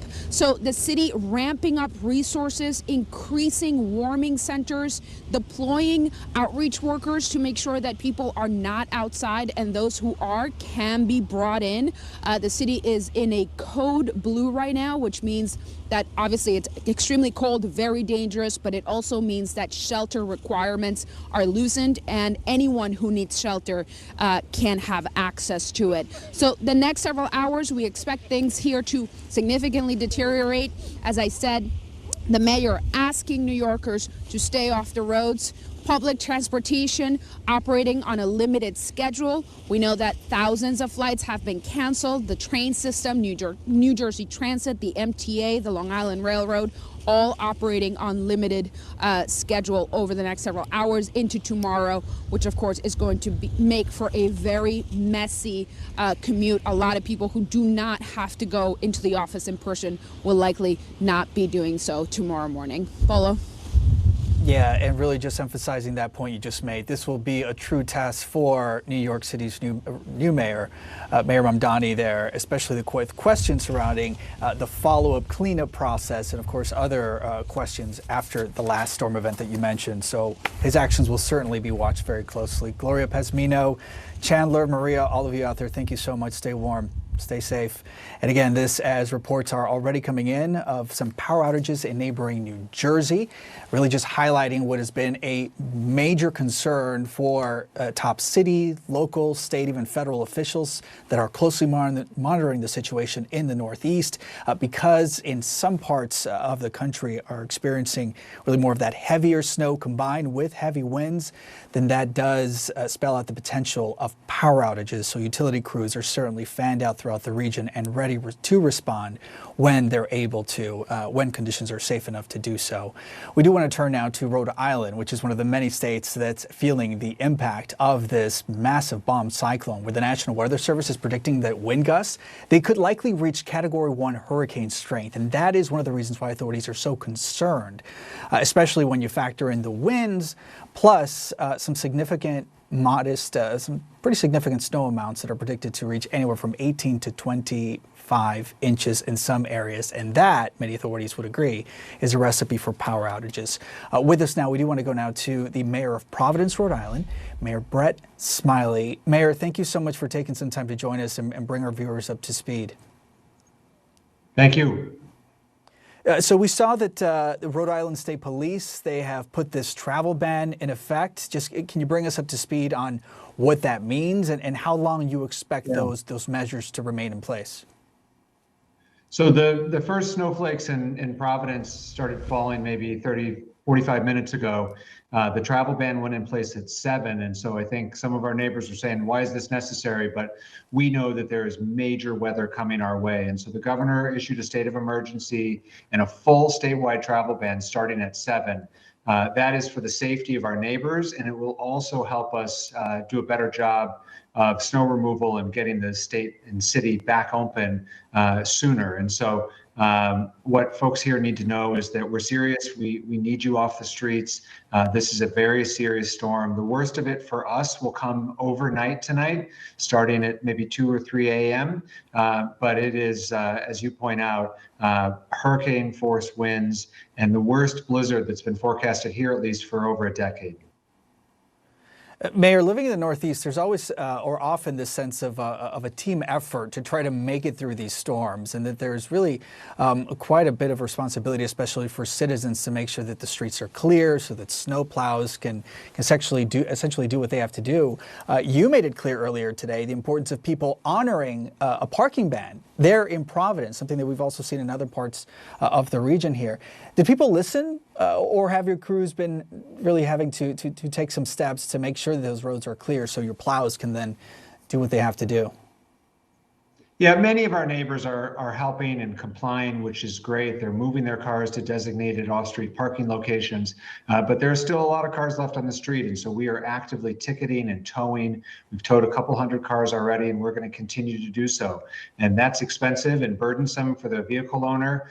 But in a historic city like Providence, and it's true of many New England cities, we have narrow streets that when there are cars parked on the street, the plows simply cannot get down the street. And so all it takes is one car left on the street that can cause the plow to have to skip your street. And so we've had to get pretty aggressive, and I don't like being punitive like that, but it's the only way that we can fairly deliver services for all of our residents. And so we've really stepped up our efforts in this storm. As you know, this is just the latest. It's been a tough winter, and we still have snow on the ground from the last several storms. But given the severity and impact of this storm, we're taking it very seriously. Without a doubt, the Northeast certainly used to snow this time of year, but I wonder if you could give our viewers in other parts of the world, especially those not accustomed to this kind of weather, just how unusual this system is when you hear from some of the weather experts that you've been in contact with the last couple of days. Yeah, I mean, the last couple of years, and we would get a 4 to 5 inch storm somewhat regularly throughout the winter. We handle those rather routinely. We got about 16 or 18 inches a month ago in January, which was significant, but it did not have the winds that accompany this. And so in the overnight hours here in Providence tonight, we're anticipating snowfall rates of 2 to 3 inches an hour. That is whiteout conditions. So our plow drivers will actually pull over to the side of the road for their own safety. They won't be able to see in front of them, in front of their own trucks. Visibility will be down to almost 18 to 24 inches of accumulation. But then when you have 50 or 60 mile an hour winds, you'll also have snow drifts. And so there'll be some places that will look not quite as bad, and then places with 2 or 3 feet snow drifts because it'll blow that much. And so the final piece that's a complication here, you pointed it out a bit earlier, is power outages. Our statewide power utility estimates that there could be 100 to 150,000 power outages. There's only 1 million people in Rhode Island. And that's 100 and 150,000 households. So that is a significant potential impact to the power grid here. And so in addition to all the snow removal focus, we also have emergency warming centers and shelters on standby should we have widespread outages here in the city. So you have the potential for power outages, certainly those whiteout conditions that are on the horizon, especially in the overnight hours that you mentioned, Mayor. What else is really one of your biggest concerns as this bomb cyclone continues to bear down on your region and other neighboring communities? Well, after we get through the height of the storm, it's really not supposed to stop snowing until Monday night, tomorrow night. Cleanup is going to take a little while. In the midst of that cleanup, we know kids are going to start to get anxious. Parents are going to get anxious about going to work. And so we're already planning for the cleanup efforts and for what is expected to be a multi-day cleanup. And so the disruption is not just going to be for the next 24 hours. It's going to persist for much of this week. What would be your main statement, your recommendation and advice to not just the residents in Providence, but also in other affected regions as they are hopefully watching this from the warmth and comfort of their homes? Yeah. Well, for anyone in the Northeast that's about to get hit, please follow the advice of the public safety officials in your community, and here in Providence, do the same. This really will not be safe to be out on the roads. And we know that there are people who think that maybe they'll be just fine, but this is really dangerous travel conditions. And so we're first and foremost concerned about your safety. Secondly, and you hinted at this earlier, this is a tight-knit community, and so many of our cities in the Northeast and in New England are this way. Check in on your neighbors, check in on your loved ones, anyone who you think has mobility issues, underlying health conditions. Here in Providence, homeowners and property owners are expected to clear their own sidewalks. If you know your neighbor can't do that, be neighborly, give them a hand. It is the best part of our community is when we come together to help one another out. And there's no time that's more appreciated than a moment like this. And so if you've got kids in the house, send them out to go shovel the neighbor to maybe lessen the burden for just a little bit through what is the tail end, we hope, of a hard winter. That is a great note to end on here. We'll let you go. Again, Mayor Brett Smiley from Providence bringing us up to speed on the situation on the ground. I wish you and your community the best. We know it's a very resilient place, and we'll keep checking back with you. Thank you. Our New York affiliate is also on the ground in the elements. Rebecca Green with Spectrum News 1 joining us now live here on CNN. Rebecca, you're in Brooklyn right now. Here's what the situation is like there. We see some plowing activity happening. Yes, definitely. It is quite literally snowing sideways here in Brooklyn. We're just right next to the Brooklyn-Queens Expressway, a major throughway here in New York City. And we are seeing cars fill up their gas tanks ahead of what will be an incredibly heavy blizzard that we are expecting here in New York City. I managed to pack a snowball for you to show you just how much snow is falling, several inches at this hour. And this is just the beginning. It's expected to get a lot worse. And, this is not the first snow that we've seen so far this winter season here in New York City. We have seen quite a lot of snow. Many New Yorkers were completely over it. They wanted spring to come, but that is simply not the case. There is a state of emergency in effect now here in New York City. No cars are allowed to travel starting at 9 p.m. They're urged to stay off the roads to ensure that safety vehicles can do their job and make sure that the streets are clear from all that snow, attend to people if there are any emergencies. So New Yorkers are definitely preparing for this. No, and I think you hit on a really important point. I mean, you and I, the rest of the people who live in New York, we experienced absolutely frigid conditions back in January. Is there a sense that obviously at least the temperatures won't necessarily be as big an issue this time around when you compare the last winter storm we experienced here? 100%. We're actually in a much better situation this time than we were just a few weeks ago, the last time we saw really significant snowfall, because last time it was so much colder. It was below freezing every single day for weeks leading up to that snowstorm. Luckily, we have had some nicer days by comparison, right? Some days in the 40s. So the ground simply isn't as frozen. So what we're hearing is that even though we're expected to see twice as much snow, it may take half the amount of time for the snow to melt simply because the ground isn't nearly as frozen as it was about a month ago. And then, of course, there's the decision for New York City schools to make it an all-out snow day tomorrow. I mean, how are people, especially parents and children, I mean, what can you expect from them come Monday morning? I mean, a lot of kids are definitely happy about this news. This is something that they were hoping for the last time we saw that snowstorm here in New York. They are finally getting it, and it is just because it is simply too dangerous to travel anywhere. It's too dangerous for school buses, and we don't really know what sort of state the subway is going to be in when we wake up in the morning. So this is definitely a smart move to make sure that everyone is as safe as possible. And also, this is good news for people who may need a warming center, because there will be 13 15 different schools that will be open across the city tomorrow as warming centers for people. We're also seeing about 10 or 11 warming centers at New York City Health and Hospital locations across the city. And we're also going to have 22 warming buses roaming the streets of the city. So this is all good news for people who may not have easy access to somewhere warm and safe during these really hazardous conditions. And Rebecca, before I let you go, I'm wondering if you could just really underscore what we've seen from New York City officials and this travel ban that's expected to kick in what, about 30 minutes. I mean, the message that the mayor is essentially issuing the millions of people who live in New York and effectively discouraging any non-essential activity from tonight until tomorrow afternoon. I mean, that's a decision that New York City's new mayor probably did not take very lightly.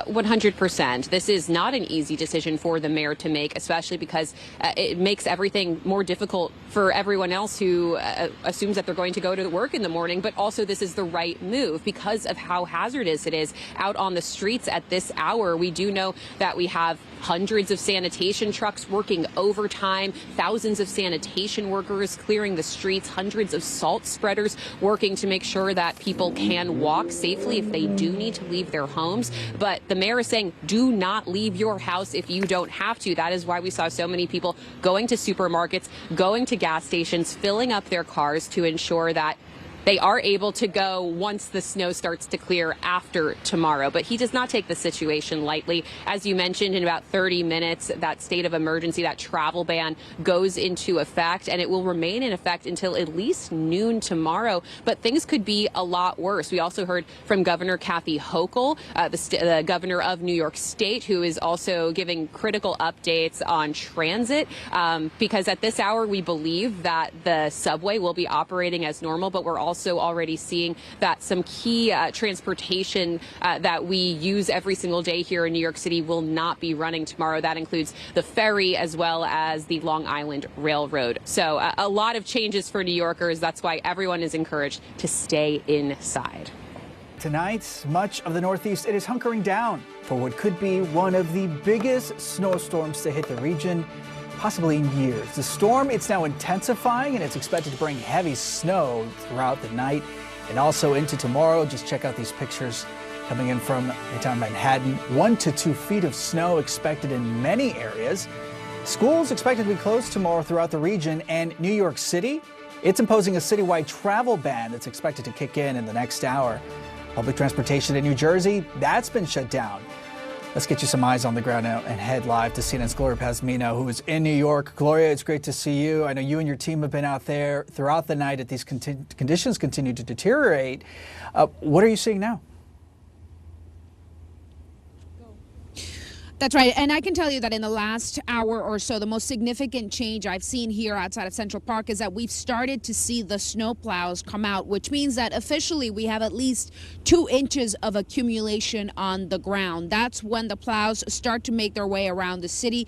More than 2,000 pieces of equipment have been deployed to deal with this potentially historic winter storm. Around 2,600 sanitation workers working 12-hour shifts. Tonight into tomorrow morning, a travel ban is going to be in effect starting at 9 o'clock this evening. It will lift on Monday around at noon, and that means that all non-essential travel is banned. The mayor, Zohran Mamdani, asking people to stay off the roads, not only because it's dangerous, but because he wants the streets to be cleared so that snowplows and emergency vehicles can get by.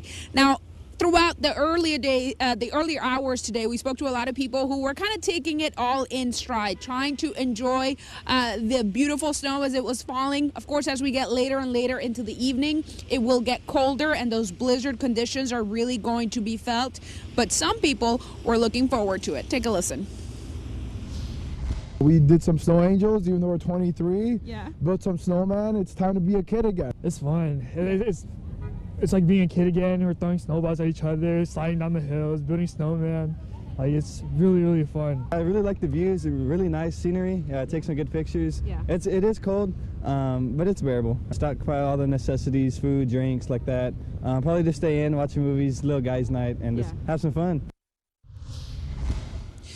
Now, also important to mention for Monday, schools will be closed. New York City has the largest school district in the nation. That means over 1 million school kids will be looking forward to a full-blown snow day. For the past few years, they've had remote learning days. That will be canceled tomorrow. They will have a full-fledged snow day, no classes, no remote learning. Very important. And as I said, you know, the mayor really asking New Yorkers to stay off the road, and also keeping an eye on vulnerable New Yorkers, those who may be outside, homeless New Yorkers. The city making sure that those who are outside can be brought in. They have significantly ramped up resources to make sure that people who are vulnerable can take shelter. Without a doubt, that is priority number one, the safety. Well, children certainly very happy about tomorrow. Gloria Pazmino, thank you for that live report. We do want to turn now to a weather expert who is tracking the storm very closely. We want to go now to Owen Shea. He's the warning coordination meteorologist with the National Weather Service. Thank you so much for joining us, Owen. We know that you've been very busy tracking the situation right now. Just off the top, how do you see the storm developing tonight, into tomorrow? What do millions of people need to know right now? The storm is certainly ramping up tonight. A lot of the rain that was present throughout the East Coast has transitioned into snow. And so the snow rates will only increase as the night progresses. And tonight we've got 41 million Americans under blizzard warnings extending from the mid-Atlantic all the way up through southern New England. Obviously, we're still experiencing winter conditions throughout the region here. I'm curious, though, if you could just add some context by using your expertise here. There's a huge area that's currently under a blizzard warning from parts of Virginia, really all the way up to Maine. How unusual is it to see such a wide swath currently under some form of winter-related warning? So a nor'easter type storm is not unusual for this part of the country, but we have lucked out over the last several years. New York hasn't had a blizzard warning like this since 2017, and Boston hasn't had one like this since 2022. And so we've lucked out over the last few years, but this classic storm, although it's pretty typical, is pretty high in magnitude. And so we're expecting fairly high amounts of snow. But within the context of this season, one thing I'd like to emphasize for the viewers is that unlike the large major storm that occurred in late January, this one, ice will be less of a problem.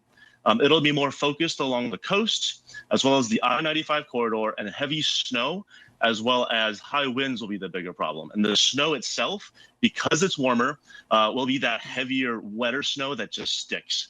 And so that means more down power lines when you add in the high winds, and then also heavier snow to shovel. And so word of caution for those who have to shovel their driveways, please don't overexert yourselves. And then there's also the question of visibility. I mean, as you're speaking right now, we're showing a live EarthCam picture from high atop the Statue of Liberty. And you can see essentially how thick some of these snow bands are at the moment. So what is your advice for people who, again, it is strongly recommended by authorities that they simply stay put, stay where they are, especially through the night.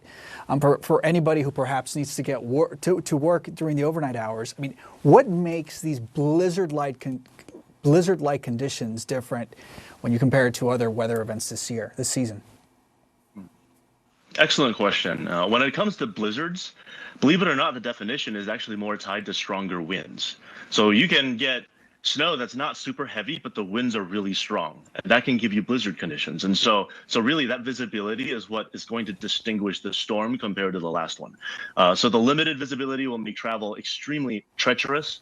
So highly recommend against traveling unless it's only for emergency purposes. And for those who must go on the roads to travel for emergency purposes, definitely keep a winter weather survival kit in the car. And if you happen to be stranded, don't roam away from the car. Stay close by to your emergency survival kit. Oh, and where do you expect this blizzard to rank in terms of big storms that we've seen here in the region? It's really going to depend on the location, since records are different depending on which city that we're talking about. But in terms of just the Northeast in general, we're looking at, if the current forecasts verify, we're looking at potentially top 10, definitely in that range of snow accumulations in recent history. Owen Shea, thank you so much as always for your expertise. We know it's going to be a busy night for you, so really appreciate your time. Thank you. Thank you for having me. So at this hour, the entire state of Connecticut is covered by blizzard warnings. Just a short time ago, a statewide travel ban on all commercial vehicles took effect. The governor declaring a state of emergency with possibly 2 feet of snow and blinding wind on the way. We want to take you live now to Mystic, Connecticut, and Stefan Reels from our affiliate WTIC. Stefan, where you are, you're there on the ground. I mean, it seems that at least there's not a whole lot of people on the road. Is that an indication that people are heeding those warnings from officials? We've actually talked to a few people about that, not just officials, but also people who have been traveling here from out of state. At this point, they were just keeping an eye on the storm and just getting ready to hunker down. We've seen people from Boston, from Raleigh, all who have come here to Mystic for other activities, work, and they just said, hey, all of that's canceled. We're going to be hunkering down for the next few days, just trying to enjoy ourselves. As for the conditions right now, you can kind of see the snow's really starting to pick up now. When it started around 6 p.m., or at least when I noticed it, it was a little light. But now we're slowly starting to see accumulation. Tire tracks, I want you to come with me real quick, starting to form, snow starting to set. And really the most significant thing we're going to see, not necessarily the roads, which are already slick, but we're going to be seeing it on cars and it starting to hang. Unlike the light and fluffy snow we saw the last time, this stuff is going to be wet and heavy, so a lot easier to draw CNN and just have it stay there. So admire my art expertise for a second. Gonna get rid of the evidence now. But I've been talking with state leaders on a more serious note, not just lawmakers, but also the utility members as well who will be handling this. And when I spoke with Eversource, our utility company down here in New England, or I should say up here, they said that they're already expecting outages and that it could take several days, close to a week maybe, for all this restoration to finish. Because with this wet and heavy snow, these high winds and blizzard-like conditions is going to make things very hard for crews, not only to fix things, but get out there. And we were really expecting these high winds to stick around until at least Tuesday, and that is when crews are expected to actually begin most of the power restoration. Up until then, they're just going to really try to focus, help out those fire, policemen that they can. But we're also expecting a lot to happen potentially. When I spoke with an Eversource spokesperson yesterday, they said that they had already initiated their emergency plan to help tackle a lot of things, and that could potentially mean we could see up to 130,000 outages over the course of the storm. That doesn't mean we will, but that is the potential we could witness. And really, right now, we're keeping our eyes on that level because it started at the lowest, at level 5. The last storm we saw in January did not get there. We're already at that yesterday on Saturday. Today on Friday, when Governor Lamont had his press conference to kind of go over what the state was going to see, we heard from the Eversource president that level had gone up to level 4. It only goes up to level 1, so we already went up 1. But I did speak with an Eversource spokesperson, and they said that we could potentially see these restorations take between maybe 2 to 6 days for people out here in Connecticut. So really, the message has just been consistent, whether it came from Governor Lamont or if it came from mayors across the state. Stay inside if you can help it. Let the crews tackle what they can. Back to you, Polo. Stefan, two things. First off, thank you for that snowy shout out. Appreciate that. And then secondly, the people in Connecticut, they're certainly used to winter weather this time of year. Do you think that they are getting a sense that this is certainly extraordinary, that they're getting the message that authorities there are quite concerned that this may not be the usual winter storm that they're accustomed to? Well, that's the thing. I've only been in Connecticut for a year, but even compared to the last winter that we went through back in 2025, it was not that bad. We maybe got a few inches, and from what people had said, the past few years had really been a more mild winter. So when we had the storm last January, that was intense, and we dealt with a lot of problems, especially with the cleanup. A lot of towns across the state had problems because people weren't really obeying those parking bans, and so plows couldn't really get through those streets. And even for myself, when I was trying to leave the station to go home, it was really hard to pass through those neighborhood streets. So you're starting to see people take a little more seriousness with this, stock up, do what they can. But this is also from what lawmakers have said, what people have said, the biggest storm we've seen in years. So there is that added seriousness that we've been trying to convey to our viewers here at Fox 61, and other people have been trying to as well. We are tracking what could be one of the biggest winter storms in years here in the Northeast. New York, Philadelphia, Boston, all expecting 1.5 feet of snow or more before the storm ends later tomorrow. Here in New York, schools will be closed tomorrow. No remote learning. It's a full snow day. Boston public schools and offices will also be closed. And tonight, travel will be banned in New York, except for emergency vehicles. Thousands of flights have already been canceled, with many more set to be affected tomorrow. Meteorologist Chris Warren is at the CNN Weather Center tracking all of this. Chris, this is developing rapidly. Every time we talk to you, it's certainly getting heavier outside. What are you seeing? Yeah, well, we are seeing the snow increase in some areas. This is the forecast satellite, and the majority of the explosive development, so this rapid strengthening, the majority of that process is going to happen between now and around 1 o'clock in the morning, with the look of the satellite going from this to that, much more symmetrical look, which is usually a sign of a strengthening storm. And then it's going to stay strong at its strongest midday tomorrow until it passes by. So wind and a lot of snow. That combination is the reason there are blizzard warnings, blizzard conditions expected from Virginia here on the Delmarva all the way up to the entire state of Delaware, the entire state of New Jersey under a blizzard warning, and all the way up to parts of New York, Connecticut, Rhode Island, both states under blizzard warnings, most of Massachusetts, coastal areas, New Hampshire, and in Maine. Here is the snow, darker purple, showing an increase in the heavier snow as it gets into the overnight hours. Winds are going to pick up, and the snow's also going to pick up. Not as much rain. That is changing over now in Virginia to snow. Snow is moving into Connecticut, Rhode Island now, starting to get into Massachusetts, snow falling on the South Shore in Nantucket. The European forecast model has come into line, at least closer to the GFS. This one's showing a foot of snow in many locations. Another forecast model is showing that we're going to see potentially up to a couple of feet. Here's the timing for this, with the snow ongoing through mid-morning, afternoon, evening hours before it pulls off. Coastal flooding also a possibility. And Jessica, what we are expecting in terms of the severity of this system, widespread here, millions of people here, tens of millions of people with major impacts and extreme impacts in some of these areas where blizzard conditions are expected. All right. Thank you so much for that update. I do want to touch base now with CNN's Gloria Pazmino, who is outside here in New York. Gloria, you've been out there now for a while and seen how things are evolving. What is the latest? Yeah, Jessica, definitely starting to feel those blizzard-like conditions. The wind has significantly picked up in the last hour or so, and we are just getting a heavy, steady snowfall now. It is very much starting to stick, and it is starting to accumulate on the ground, on surfaces, sidewalks, cars that are parked. So over the next several hours, we expect conditions here to continue to deteriorate into the evening and into the early morning hours on Monday. Now, the city of New York is taking this very seriously. They've put severe, drastic measures into place, including a travel ban, which is starting at 9 o'clock this evening. And of course, there have been significant travel disruptions. More than 8,000 flights have been canceled. Some of the train systems, NJ Transit, Amtrak, the MTA, all making adjustments to their schedules.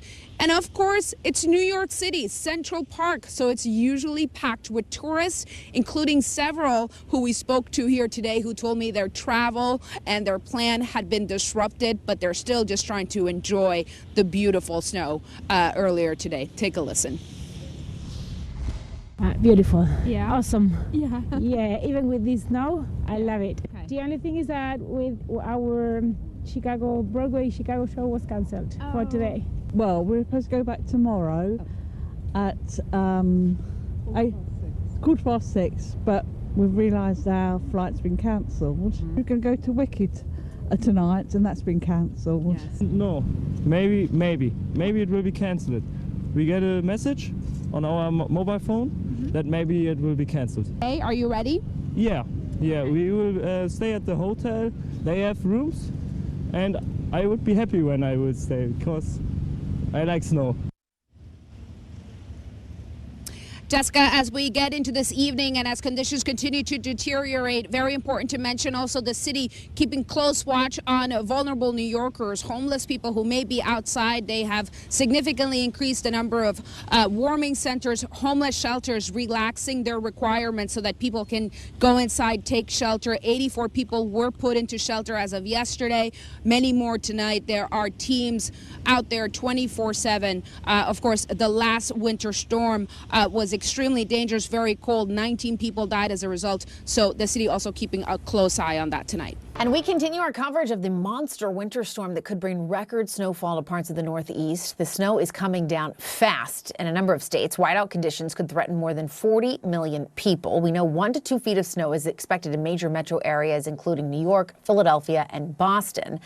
Here in New York City, all non-emergency travel has been banned as the city potentially faces its biggest snowstorm in years. CNN's Chris Warren is joining us now from the CNN Weather Center with the latest. Chris, that ban goes into effect at 9 p.m. It's going to go until noon tomorrow, indicating this storm's going to be here for a while.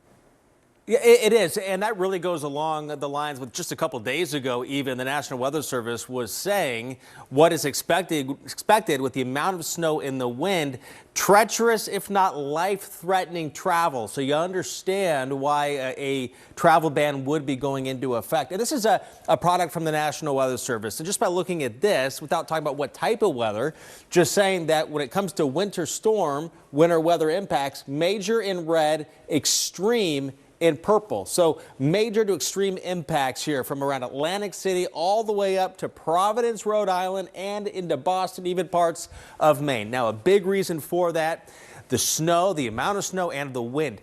Blizzard conditions expected. Blizzard warnings here from Virginia and the Delmarva all the way up to Maine. The entire state of Delaware, New Jersey, Connecticut, Rhode Island in blizzard warnings. And here is the snow that's falling right now. Darker purple is showing us where the heavier snow is coming on shore. Lightning closer to where the development of that center is going to be. The center is developing and it's going to rapidly strengthen over the next several hours and remain strong throughout the day tomorrow. But right now, rain changing over to snow, snow getting heavier on Long Island and in New York, southern Connecticut. So it is now getting into the point where it is full swing. Reasonable expectation of what we can expect in terms of snowfall from the Delmarva, anywhere from 8 inches to 12 inches. Now, its pockets in here could see closer to 2 feet, but widespread, more than a foot of snow can be expected along much of the Interstate 95 corridor as we're seeing these very strong winds pushing the water to the shoreline. Minor to moderate flooding will be significant across some of these areas with temperatures right around the freezing mark. This is what we call wet snow. They're actually partially melted snowflakes that stick together. They're these huge looking snowflakes. They're heavier. There's more water in each snowflake. So what that means is the snow is going to stick to stuff and be heavy. So branches, power lines, more likely to lead to the potential of some power outages. So Jessica, here's a look at the extent of some of the flood alerts as well. A lot of that ocean water pushing onshore. So this morning, more than 40 million people are under blizzard warnings as a bomb cyclone strengthens and slams into the Northeast, leading several emergency declarations and travel bans. The whiteout conditions forcing the cancellation of more than 5,000 flights today alone, halting public transit in many a city. The heavy snowfall, the powerful winds, that horrible combination, bringing down trees, bringing down power lines. And now the latest numbers are that more than 400,000 customers are without power this morning. Just look at some of these images. That's out of New York. In New York City, a state of emergency has been in place. Roughly 2,300 snowplows have been deployed, and there's a citywide travel ban until noon today. It's also the first snow day for New York City schools since 2019. CNN's Gloria Pazmina is in New York following all of this. Gloria. Oh, it looks beautiful and also painful, my friend. How's it? What are you seeing? Kate, you know, it is not as painful as the last storm we had a few weeks ago, which was a lot colder, but we are getting a lot more snow. And I was standing on this very spot late last night, and now the accumulation is really giving us that wonderful snow globe type of effect. It looks absolutely gorgeous as the sun is finally starting to come up here in Central Park.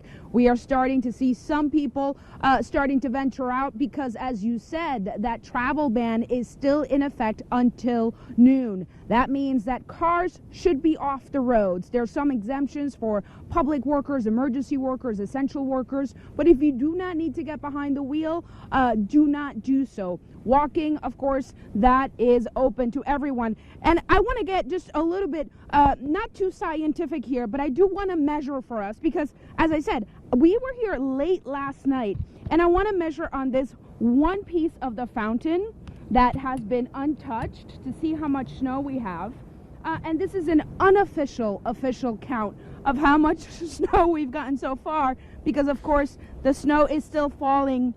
We are seeing more than a foot right now. I'm seeing a little over 15 inches. And this snow, Kate, it's falling from 2 to 3 inches an hour during those blizzard conditions. I also want to talk about kind of the consistency of this snow. This is very heavy, wet snow. In fact, they call it heart attack snow. That means you should be very careful when you're out there trying to clean this up. It's heavy, it's wet, and it's coming down for the next several hours. I expect Central Park to turn into a massive playground in the next several hours, and that's because, as you said, Kate, City school kids have a real snow day today. Schools have been closed, no remote learning, so that means a lot of very happy children likely to be out here in the next few hours. Kate? I have already been getting text messages that there definitely are daughters of mine that are very excited to get out in that exact snow right now, begging their father to take them out. It's great to see you, Gloria. Thanks so much. JB, the unofficial official feels like just like the realm we live in. So my first winter storm live shot for GMA, they sent me out with a yardstick because that's what you have to do. Yes. You're contractually obligated. Yes. And my hands were so numb, I put it in the snow and it snapped. Shut it. Yeah, so I'm on live TV with like the snapped yardstick there. It was a sign. It was an omen. You're like, this is an omen. It was an omen for a successful career. All right. Delaware is one of the states declaring a state of emergency right now. With us is Joshua Bushweller, the Cabinet Secretary of Delaware's Department of Safety and Homeland Security. You're safe and sound inside. What's it like outside in Delaware right now? Yeah, thank you, John. Yes, I am safe and sound. Unfortunately, it's not the same outside. So right now, Delaware, the entire state is under a blizzard warning with conditions, frankly, that we haven't seen in over a decade. In preparation for the storm, Governor Meyer declared a state of emergency yesterday at noon, and obviously we're closely monitoring the storm. But because of the conditions and because of what we experienced so far, we definitely need all Delawareans to stay off of the roads unless it's absolutely necessary. Our state offices are closed. Our Sussex County and Kent County, we've got level 3 driving restrictions in place, which means no one can drive with the exception of an absolute emergency. Unfortunately, we've seen some of our snow plows from our Department of Transportation. We've seen some of our emergency personnel with the National Guard and their Humvees getting stuck in these conditions. It is not a good place in Delaware right now because of this storm. We have tens of thousands without power right now, and we're working diligently to try to get that fixed as well. I was going to ask you about the power situations. You got tens of thousands without. Can crews even work to restore it like this? That's a great point. And unfortunately, because of the conditions we saw overnight last night into early this morning, the crews had to be pulled off of restoring the power lines. So we're really mostly impacted in our southern part of the state in Sussex County because of the downed trees and the heavy wet snow, which was alluded to up in New York City. We're seeing the same thing here.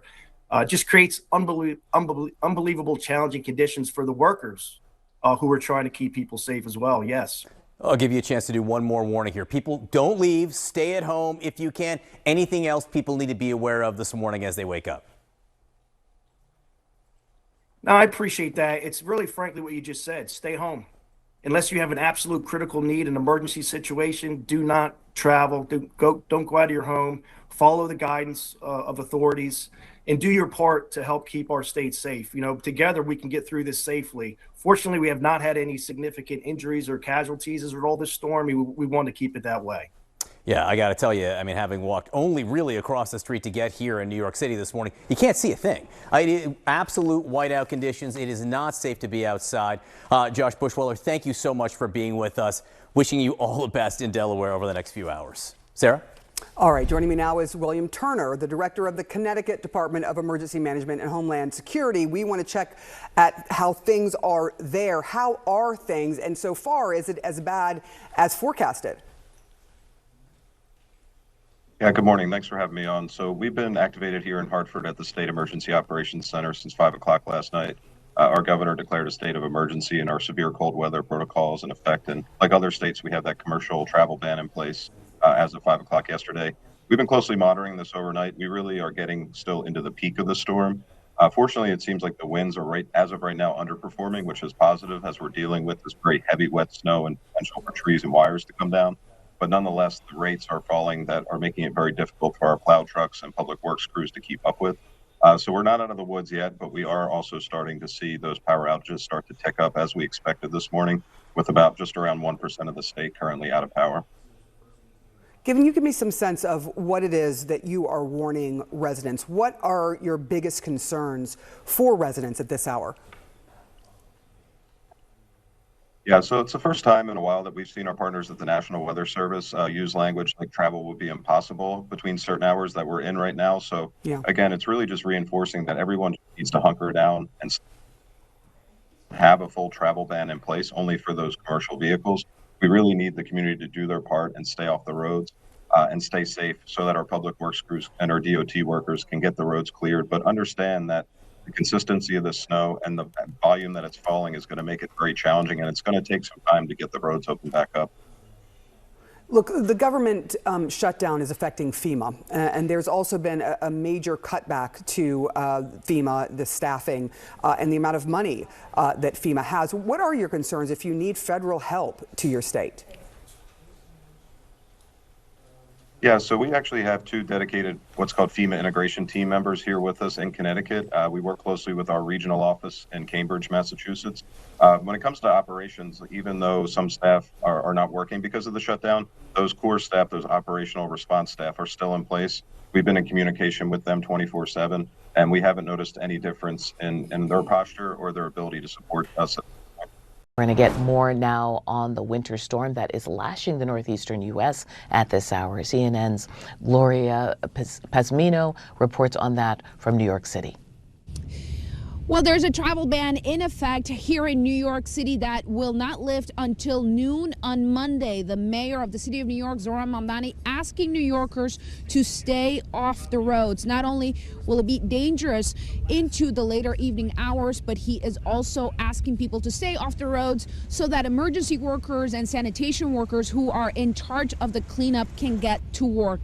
Also importantly, going into Monday morning, the mayor announced that the city's schools will be closed and students will have a full snow day. That means no remote learning, which is what they had to do less than a month ago when we had the last storm. So that is certainly very good news for New York City kids who will be able to enjoy the snow. Going into the evening, conditions are expected to significantly deteriorate.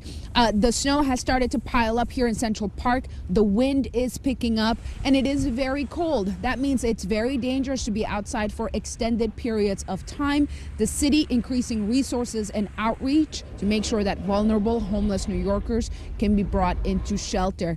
Now, we are, here in New York, a lot of people are very much over winter, kind of done with the snow, but there were also some who were out here willing to enjoy it. Take a listen. I am so ready to be done. It's not even funny. You know, with our first snowstorm that happened a few weeks ago, my flight to Mexico got completely canceled. So I've had enough. Yeah. You know, now that they're labeling this as like a true blizzard, I don't even know what to expect of this. I'm just headed to the gym. I'm not thinking about the cold too much. Okay. I love the snow too, so beautiful to be outside today. Now, the city has deployed more than 2,000 pieces of equipment to clean up the snow, 2,600 sanitation workers who are working 12-hour shifts to help with the cleanup. They've also opened up warming centers and deployed warming buses for those vulnerable New Yorkers. and the travel ban expected to lift at noon on Monday, when much of the cleanup will begin. Gloria Pasmino, CNN, New York. And a major winter storm is slamming northeastern U.S. with heavy snow and gusty winds. This is a live look from above the Statue of Liberty in New York City. This is courtesy of EarthCam. Right now, New Yorkers are expecting between 12 to 18 inches of snow. Meanwhile, more than 40 million people are under blizzard warnings. That's across 11 states.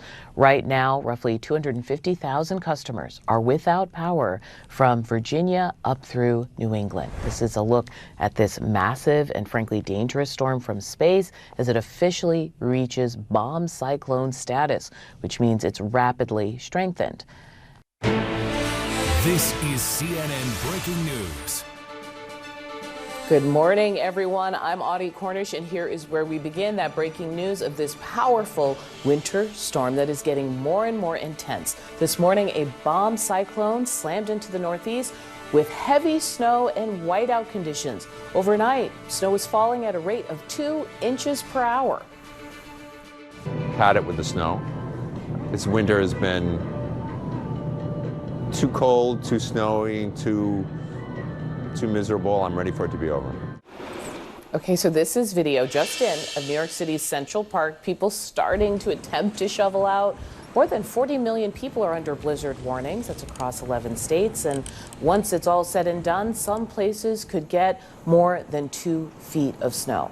The storm is creating treacherous travel conditions. This morning, more than 10,000 flights have already been canceled. And officials are urging everyone in the storm's path to take it seriously. Boston is no stranger to nor'easters, but this is going to be a big one. New York City has not faced a storm of this scale in the last decade. There are incredibly high winds, up to 60 miles per hour. That means that we could see branches and trees falling into the highway, drifts and whiteout conditions. Our statewide power utility estimates that there could be 100 to 150,000 power outages. There's only 1 million people in Rhode Island. For your own safety, bottom line, stay off the roads. Philadelphia has already gotten more than 6.5 inches, and this is far from over. And that's where we find CNN's Brian Todd. Brian, I was speaking to you earlier. How have conditions shifted? Well, Audie, interesting you mentioned our conversation earlier. That hour at 5 a.m. Eastern Time, we were at the foot of the steps of the Philadelphia Museum of Art, the Rocky Steps. And right after that live shot, a Philadelphia police officer came over to us and talked to us about some of the conditions in the general area. And she told us about what had happened here. This is Martin Luther King Jr. Boulevard, about 2 miles from where we were last hour. This officer told us about this downed tree, saying it made part of the road impassable. And you can see that right here. It's not completely impassable. You've got a lane open here, but this tree just came down overnight, and these are the kind of conditions that you're going to be faced with here in the Philadelphia area. You know, Governor Josh Shapiro talked about possible accumulations around Philadelphia and some of the other conditions. Here's what he had to say. We expect there to be very, very significant snowfall in the Philadelphia region. Right now, those estimates are about 18 to 24 inches. To Pennsylvanians out there, especially to our kids, I hope you enjoy the storm. I hope you have fun in the snow, but I also hope that folks take it seriously. Right, so he talks about those accumulations, 18 to 24 inches. The latest we have heard and seen from the National Weather Service and people reporting accumulations are that we believe it's roughly 11 inches so far in the Philadelphia area and about 14 inches in some areas of Bucks County, not far from here. Here are some of the dangers we're talking about, though, when Governor Shapiro says to take it seriously. Well, look at that snow shower that we just experienced coming off the trees. This is really what we're talking about here. This is the heaviness of the snow in the trees. I'm going to come up here just to kind of show you the depth of the snow, you know, just in regular conditions here. But this is what you want to watch out for. You see those power lines there, and how low that power line is, and that tree right there seems to have brought down that power line. Now, we don't know if that happened in this storm, the last storm, or not. That power line could have been already down by the time this storm started. But look, you can see the heaviness of the snow on the trees and on the power lines. That's really where the danger is, and where the outages are going to come into play. So far, We can tell you that Pennsylvania has been pretty lucky so far with power outages. Only about 14,000 power outages in Pennsylvania so far, compared to more than 100,000 power outages in neighboring New Jersey. But this is really kind of what we're talking about as far as what we're going to be watching for in the next several hours. Some of the dangers and some of the hazards in these areas with down power lines and heaviness of the snow on the trees. Lots of deteriorating conditions here in the Philadelphia area, Audie, and it's only going to get worse in the next several hours. Okay, Brian Todd, please stay safe. We're going to go next door to New Jersey. Some places have already picked up more than a foot of snow. More is still falling. The state hasn't seen a storm like this in decades. The entire state of New Jersey, all 21 counties, is under a blizzard warning for the first time in 30 years. This is likely to be the worst storm that we have seen since 1996. There is a 90% likelihood of the whole state getting a foot of snow or more. Okay, I'm going to bring in now the mayor of Hoboken, New Jersey, Emily Jabbour. Welcome to the program.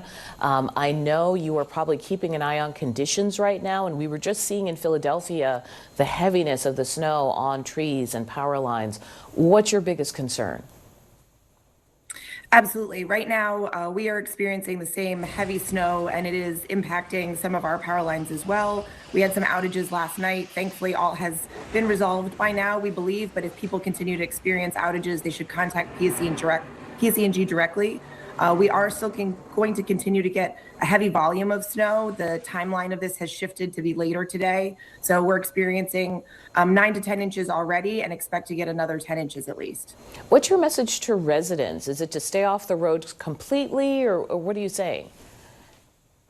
As Governor Sherrill mentioned, there is a statewide travel ban. We're asking people to please take that seriously and stay off the roads. That allows our public works crews to be out clearing. We've been out since Saturday pre-treating the roads. Our team is ready and out, but we need residents to really stay home and heed that warning. I also want to mention something that the governor spoke about, which is the concern about the partial government shutdown and its effects on FEMA. Here's what she had to say. Let's also not forget that our FEMA workers who are embedded with our emergency managers are now working without pay due to the current administration's inability to keep the government open, so they too deserve a debt of gratitude. When we reached out to DHS, the statement actually from the department, FEMA continues mission essential operations for active disasters, including immediate response and critical survivor assistance. What's your concern as this partial government shutdown goes on, what it could mean, given that you've probably got some recovery ahead? Well, certainly we would want to have all of the resources available at our disposal. So it is something for us to keep an eye on. Thus far, we've really been able to manage all of our storm preparations within the municipal governance. Our Office of Emergency Management leads this operation. And so far we've been okay, but certainly it's something we'll keep an eye on. In New York, there were some deaths on the street during the last storm. Can you talk about what the city is doing in terms of warming shelters or outreach to try and prevent something like that from happening in Hoboken? We've been in close contact with the Hoboken shelter in terms of their capacity. If people are out and about on the streets, our police officers and our EMS have been prepared to bring them into places where they can make sure that they are safe. I know I've been in touch with Hoboken Hospital as well, to the extent they've been able to provide some care in that aspect, as well as Hudson County. We have a warming center here in Hudson County and Kearney that's been able to also have some capacity. So thus far, that hasn't been an issue for us, thankfully. Okay, Mayor Jabbour, thank you so much for sharing with us the preparations. Appreciate it. This is CNN Breaking News. Back now to this breaking news. This potentially historic winter storm pounding the Northeast right now. It's bringing whiteout conditions, power outages, and high winds. Some areas could get more than 2 feet of snow. State and local officials across the region are warning residents to take the storm seriously. And we're expecting heavy snowfall, strong winds, and pretty dangerous conditions with how fast the snow will come down. We will get up to probably twice, if not 3 times, the amount of snow of last month's storm. This is not our first snowstorm. We're New England, but this is going to be a bad one. In New York City and Long Island, first forecasted to get a foot. We are now looking at 18 inches to 24. Let me help you with that. 24 inches is 2 feet. Now we're talking serious snow. Okay, I also want to show you this video just from a short time ago. This is snow and flooding in Brant Rock, Massachusetts. It's along the coast. I want to bring in CNN's Derek Van Dam for the latest forecast. Derek, I was talking with a reporter there earlier who said that this coastal flooding meant water in the streets, which we just saw. What else are you seeing? Well, so the storm is acting like a hurricane, even though it's a nor'easter, completely different set of variables there. But one thing that it's doing is producing a lot of wind on top of the snowfall. So here's a clear image of that. You're looking at the Statue of Liberty. This is a live view, and the camera has been shaking back and forth, and you can see some of the snow just whipping off of the Statue of Liberty here, just indicating how intense these snow bands are as they come in. And we talked about this acting like a hurricane. Well, it's actually meeting the same pressure criteria of a Category 2 hurricane. Breaking news, more than 30 million people still under blizzard warnings right now as the bomb cyclone continues to slam the Northeast with hurricane force winds and extreme snowfall. These powerful waves that you're looking at are right along the coast of Massachusetts. There's a travel ban still in place there, and there have been travel bans across the Northeast where more than 2 feet of snow has fallen so far in at least 5 states. I think it was, 33 inches in Rhode Island or something, but I think we'll find out. From Harry Enton, who is in Central Park this hour. You know, Harry, you get the juicy assignments. You know, you want to go on the field on a gorgeous day, and here you are. And this is actually because the first time you were on this show 11 years ago was you in the snow. And you know what's so funny, Harry? You're wearing the same coat. You're wearing the same coat. I am. I'm wearing the exact same coat. The bottom line is good fashion, Aaron Burnett. But look, 11 years ago when I was in the field with you the first time around, it was a bust, a total bust. Oh, we were going to get 20 to 30 inches of snow. It didn't end up happening. This storm, not a bust. We got about 20 inches of snow here in Central Park, and we cracked the top 10, baby. Cracked the top 10. But what's so important to note is the storm is actually bigger in other places. We're talking about the second all-time in Newark, New Jersey, okay, cracking over 2 feet of snow. How about Providence, Rhode Island? Providence, Rhode Island at this point, over 3 feet of snow. My goodness gracious. You go out to the eastern end of Long Island, you go to Islip, again, north of 2 feet of snow. It's a snow globe, baby. I mean, it's unbelievable. I mean, 38 inches of snow. I mean, just to even think about that, it's incredible. All right, so New York City. I remember sledding in Central Park. The last was 2016, right, which was just a little bit more than this, but this sort of a snow, right? And it was just an epic winter of snow after snow after snow.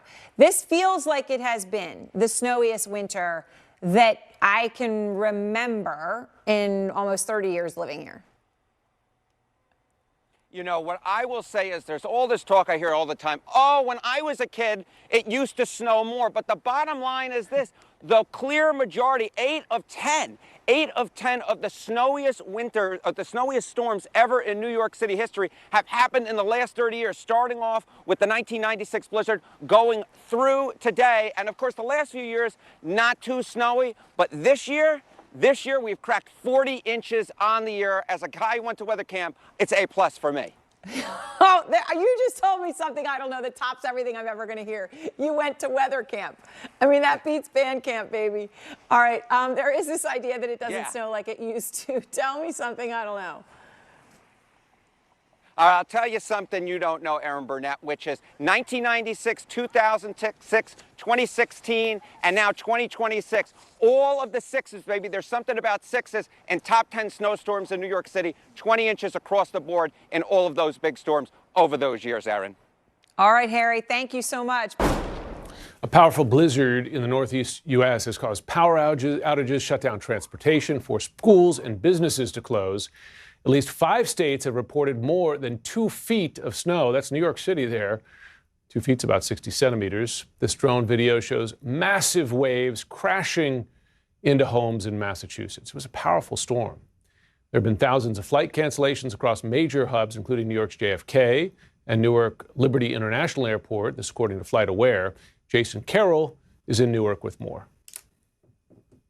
Well, it has just been a nightmare for travelers on this day. I mean, you can look at it and see what it looks like at this point at Newark International. You could hear a pin drop out here. Basically, no flights coming in, no people coming in, no people going out. That's why what you see here are empty security lines and so many cancellations on the board here. This board actually isn't accurate because it does still show some flights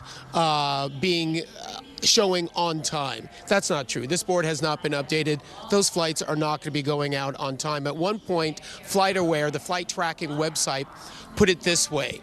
Throughout the day, flights at all the major airports in New York City basically were not taking off. And not just New York. They also included at one point Boston and also Philadelphia International. So what happened? The travelers that we spoke to, many of them who couldn't get out had to end up using this airport as their temporary hotel room.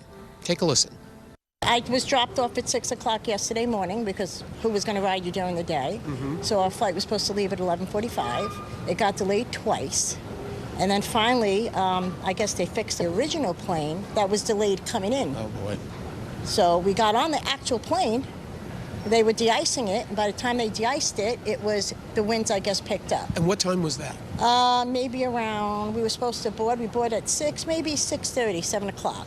So we all got off the plane and then winded up sleeping here. So this is something I'll check off my bucket list. Yesterday, we was out in New York and then we received an email saying that our flight had been cancelled.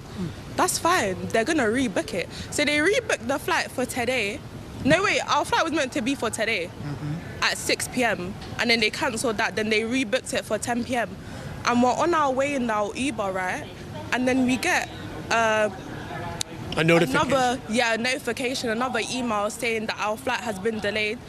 So what happens next? A lot of these travelers who were supposed to get out today won't even be able to get out tomorrow. Those flights will in all likelihood be postponed until the day after that, the 25th, simply because carriers don't want to overload the system by taking all of those canceled flights from today and moving them to tomorrow. So for many passengers, the nightmare continues. Jim? Jason Carroll, thanks so much. Breaking news, more than 30 million people still under blizzard warnings right now as the bomb cyclone continues to slam the Northeast with hurricane-force winds and extreme snowfall. These powerful waves that you're looking at are right along the coast of Massachusetts. There's a travel ban still in place there, and there have been travel bans across the Northeast where more than 2 feet of snow has fallen so far in at least 5 states. I think it was, 33 inches in Rhode Island or something, but I think we'll find out. From Harry Enton, who is in Central Park this hour. You know, Harry, you get the juicy assignments. You know, you want to go on the field on a gorgeous day, and here you are. And this is actually because the first time you were on this show 11 years ago was you in the snow. And you know what's so funny, Harry? You're wearing the same coat. You're wearing the same coat. I am. I'm wearing the exact same coat. The bottom line is good fashion, Aaron Burnett. But look, 11 years ago when I was in the field with you the first time around, it was a bust, a total bust. Oh, we were going to get 20 to 30 inches of snow. It didn't end up happening. This storm, not a bust. We got about 20 inches of snow here in Central Park, and we cracked the top 10, baby, cracked the top 10. But what's so important to note is the storm is actually bigger in other places. We're talking about the second all-time in Newark, New Jersey, okay, cracking over 2 feet of snow. How about Providence, Rhode Island? Providence, Rhode Island at this point, over 3 feet of snow. My goodness gracious. You go out to the eastern end of Long Island, you go to Islip, again, north of 2 feet of snow. It's a snow globe, baby. I mean, it's unbelievable. I mean, 38 inches of snow. I mean, just to even think about that, it's incredible. All right, so New York City. I remember sledding in Central Park. The last was 2016, right, which was just a little bit more than this, but this sort of a snow, right? And it was just an epic winter of snow after snow after snow. This feels like it has been the snowiest winter that I can remember in almost 30 years living here. You know, what I will say is there's all this talk I hear all the time. Oh, when I was a kid, it used to snow more. But the bottom line is this. the clear majority, 8 of 10 of the snowiest storms ever in New York City history have happened in the last 30 years, starting off with the 1996 blizzard, going through today. And of course, the last few years, not too snowy, but this year we've cracked 40 inches on the year. As a guy who went to weather camp, it's A+ for me. Oh, you just told me something I don't know that tops everything I'm ever going to hear. You went to weather camp. I mean, that beats band camp, baby. All right, there is this idea that it doesn't snow like it used to. Tell me something I don't know. I'll tell you something you don't know, Erin Burnett, which is 1996, 2006, 2016, and now 2026. All of the sixes, baby. There's something about sixes in top 10 snowstorms in New York City, 20 inches across the board in all of those big storms over those years, Erin. All right, Harry, thank you so much. A powerful blizzard in the northeast U.S. has caused power outages, shut down transportation, forced schools and businesses to close. At least 5 states have reported more than 2 feet of snow. That's New York City there. 2 feet's about 60 centimeters. This drone video shows massive waves crashing into homes in Massachusetts. It was a powerful storm. There have been thousands of flight cancellations across major hubs, including New York's JFK and Newark Liberty International Airport, this according to FlightAware. Jason Carroll is in Newark with more. Well, it has just been a nightmare for travelers on this day. I mean, you can look at it and see what it looks like at this point at Newark International. You could hear a pin drop out here. Basically, no flights coming in, no people coming in, no people going out. That's why what you see here are empty security lines and so many cancellations on the board here. This board actually isn't accurate because it does still show some flights showing on time. That's not true. This board has not been updated. Those flights are not going to be going out on time. At one point, FlightAware, the flight tracking website, put it this way. Throughout the day, flights at all the major airports in New York City basically were not taking off. And not just New York. They also included at one point Boston and also Philadelphia International. So what happened? The travelers that we spoke to, many of them who couldn't get out had to end up using this airport as their temporary hotel room. Take a listen. I was dropped off at 6 o'clock yesterday morning because who was going to ride you during the day? So our flight was supposed to leave at 11:45. It got delayed twice. And then finally, I guess they fixed the plane and they were sending a rescue plane, but we winded up going on the original plane that was delayed coming in. Oh boy. So we got on the actual plane. They were de-icing it, and by the time they de-iced it, the winds, I guess, picked up. And what time was that? Maybe around, we were supposed to board, we boarded at 6, maybe 6:30, 7 o'clock. So we all got off the plane and then winded up sleeping here. So this is something I'll check off my bucket list. Yesterday, we was out in New York, and then we received an email saying that our flight had been cancelled. That's fine. They're going to rebook it. So they rebooked the flight for today. No, wait, our flight was meant to be for today. At 6 p.m. and then they cancelled that, then they rebooked it for 10 p.m. and we're on our way in our Uber, right? And then we get a notification. Another email saying that our flight has been delayed. So what happens next? A lot of these travelers who were supposed to get out today won't even be able to get out tomorrow. Those flights will in all likelihood be postponed until the day after that, the 25th, simply because carriers don't want to overload the system by taking all of those canceled flights from today and moving them to tomorrow. So for many passengers, the nightmare continues. Jim? Jason Carroll, thanks so much.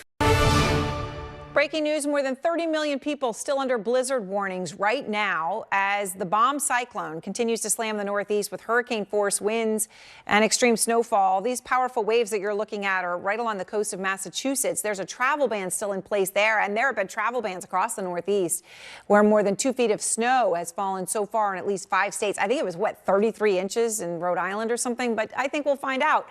From Harry Enton, who is in Central Park this hour. You know, Harry, you get the juicy assignments. You know, you want to go on the field on a gorgeous day, and here you are. And this is actually because the first time you were on this show 11 years ago was you in the snow. And you know what's so funny, Harry? You're wearing the same coat. You're wearing the same coat. I am.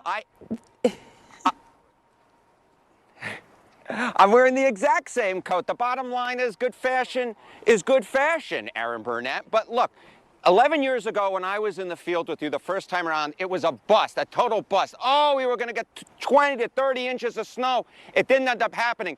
This storm, not a bust. We got about 20 inches of snow here in Central Park, and we cracked the top 10, baby, cracked the top 10. But what's so important to note is the storm is actually bigger in other places. We're talking about the second all-time in Newark, New Jersey, okay, cracking over 2 feet of snow. How about Providence, Rhode Island? Providence, Rhode Island at this point, over 3 feet of snow. My goodness gracious. You go out to the eastern end of Long Island, you go to Islip, again, north of 2 feet of snow. It's a snow globe, baby. I mean, it's unbelievable. I mean, 38 inches of snow. I mean, just to even think about that, it's incredible. All right, so New York City. I remember sledding in Central Park. The last was 2016, right? Which was just a little bit more than this, but this sort of a snow, right? And it was just an epic winter of snow after snow after snow. This feels like it has been the snowiest winter that I can remember in almost 30 years living here. You know, what I will say is there's all this talk I hear all the time. Oh, when I was a kid, it used to snow more. But the bottom line is this. The clear majority, 8 of 10 of the snowiest winter, of the snowiest storms ever in New York City history have happened in the last 30 years, starting off with the 1996 blizzard, going through today. And of course, the last few years, not too snowy. But this year, we've cracked 40 inches on the year. As a guy who went to weather camp, it's A+ for me. Oh, you just told me something I don't know that tops everything I'm ever going to hear. You went to weather camp. I mean, that beats band camp, baby. All right, there is this idea that it doesn't snow like it used to. Tell me something I don't know. I'll tell you something you don't know, Aaron Burnett, which is 1996, 2006, 2016, and now 2026. All of the sixes, baby. There's something about sixes in top 10 snowstorms in New York City, 20 inches across the board in all of those big storms over those years, Aaron. All right, Harry, thank you so much. A powerful blizzard in the northeast U.S. has caused power outages, shut down transportation, forced schools and businesses to close. At least 5 states have reported more than 2 feet of snow. That's New York City there. 2 feet's about 60 centimeters. This drone video shows massive waves crashing into homes in Massachusetts. It was a powerful storm. There have been thousands of flight cancellations across major hubs, including New York's JFK and Newark Liberty International Airport. This according to FlightAware. Jason Carroll is in Newark with more. Well, it has just been a nightmare for travelers on this day. I mean, you can look at it and see what it looks like at this point at Newark International. You could hear a pin drop out here. Basically, no flights coming in, no people coming in, no people going out. That's why what you see here are empty security lines and so many cancellations on the board here. This board actually isn't accurate because it does still show some flights showing on time. That's not true. This board has not been updated. Those flights are not going to be going out on time. At one point, FlightAware, the flight tracking website, put it this way. Throughout the day, flights at all the major airports in New York City basically were not taking off. And not just New York. They also included at one point Boston and also Philadelphia International. So what happened? The travelers that we spoke to, many of them who couldn't get out had to end up using this airport as their temporary hotel room. Take a listen. I was dropped off at 6 o'clock yesterday morning because who was going to ride you during the day? So our flight was supposed to leave at 11:45. It got delayed twice. And then finally, I guess they fixed the plane and they were sending a rescue plane, but we winded up going on the original plane that was delayed coming in. Oh boy. So we got on the actual plane. They were de-icing it, and by the time they de-iced it, the winds, I guess, picked up. And what time was that? Maybe around, we were supposed to board, we boarded at 6, maybe 6:30, 7 o'clock. So we all got off the plane and then winded up sleeping here. So this is something I'll check off my bucket list. Yesterday, we was out in New York and then we received an email saying that our flight had been cancelled. That's fine, they're gonna rebook it. So they rebooked the flight for today. No, wait, our flight was meant to be for today. At 6 p.m. and then they cancelled that, then they rebooked it for 10 p.m. and we're on our way in our Uber, right? And then we get a notification. notification, another email saying that our flight has been delayed. So what happens next? A lot of these travelers who were supposed to get out today won't even be able to get out tomorrow. Those flights will in all likelihood be postponed until the day after that, the 25th, simply because carriers don't want to overload the system by taking all of those canceled flights from today and moving them to tomorrow. So for many passengers, the nightmare continues. Jim? Jason Carroll, thanks so much. Breaking news, more than 30 million people still under blizzard warnings right now as the bomb cyclone continues to slam the Northeast with hurricane-force winds and extreme snowfall. These powerful waves that you're looking at are right along the coast of Massachusetts. There's a travel ban still in place there, and there have been travel bans across the Northeast where more than 2 feet of snow has fallen so far in at least 5 states. I think it was, 33 inches in Rhode Island or something, but I think we'll find out. From Harry Enton, who is in Central Park this hour. You know, Harry, you get the juicy assignments. You know, you want to go on the field on a gorgeous day, and here you are. And this is actually because the first time you were on this show 11 years ago was you in the snow. And you know what's so funny, Harry? You're wearing the same coat. You're wearing the same coat. I am.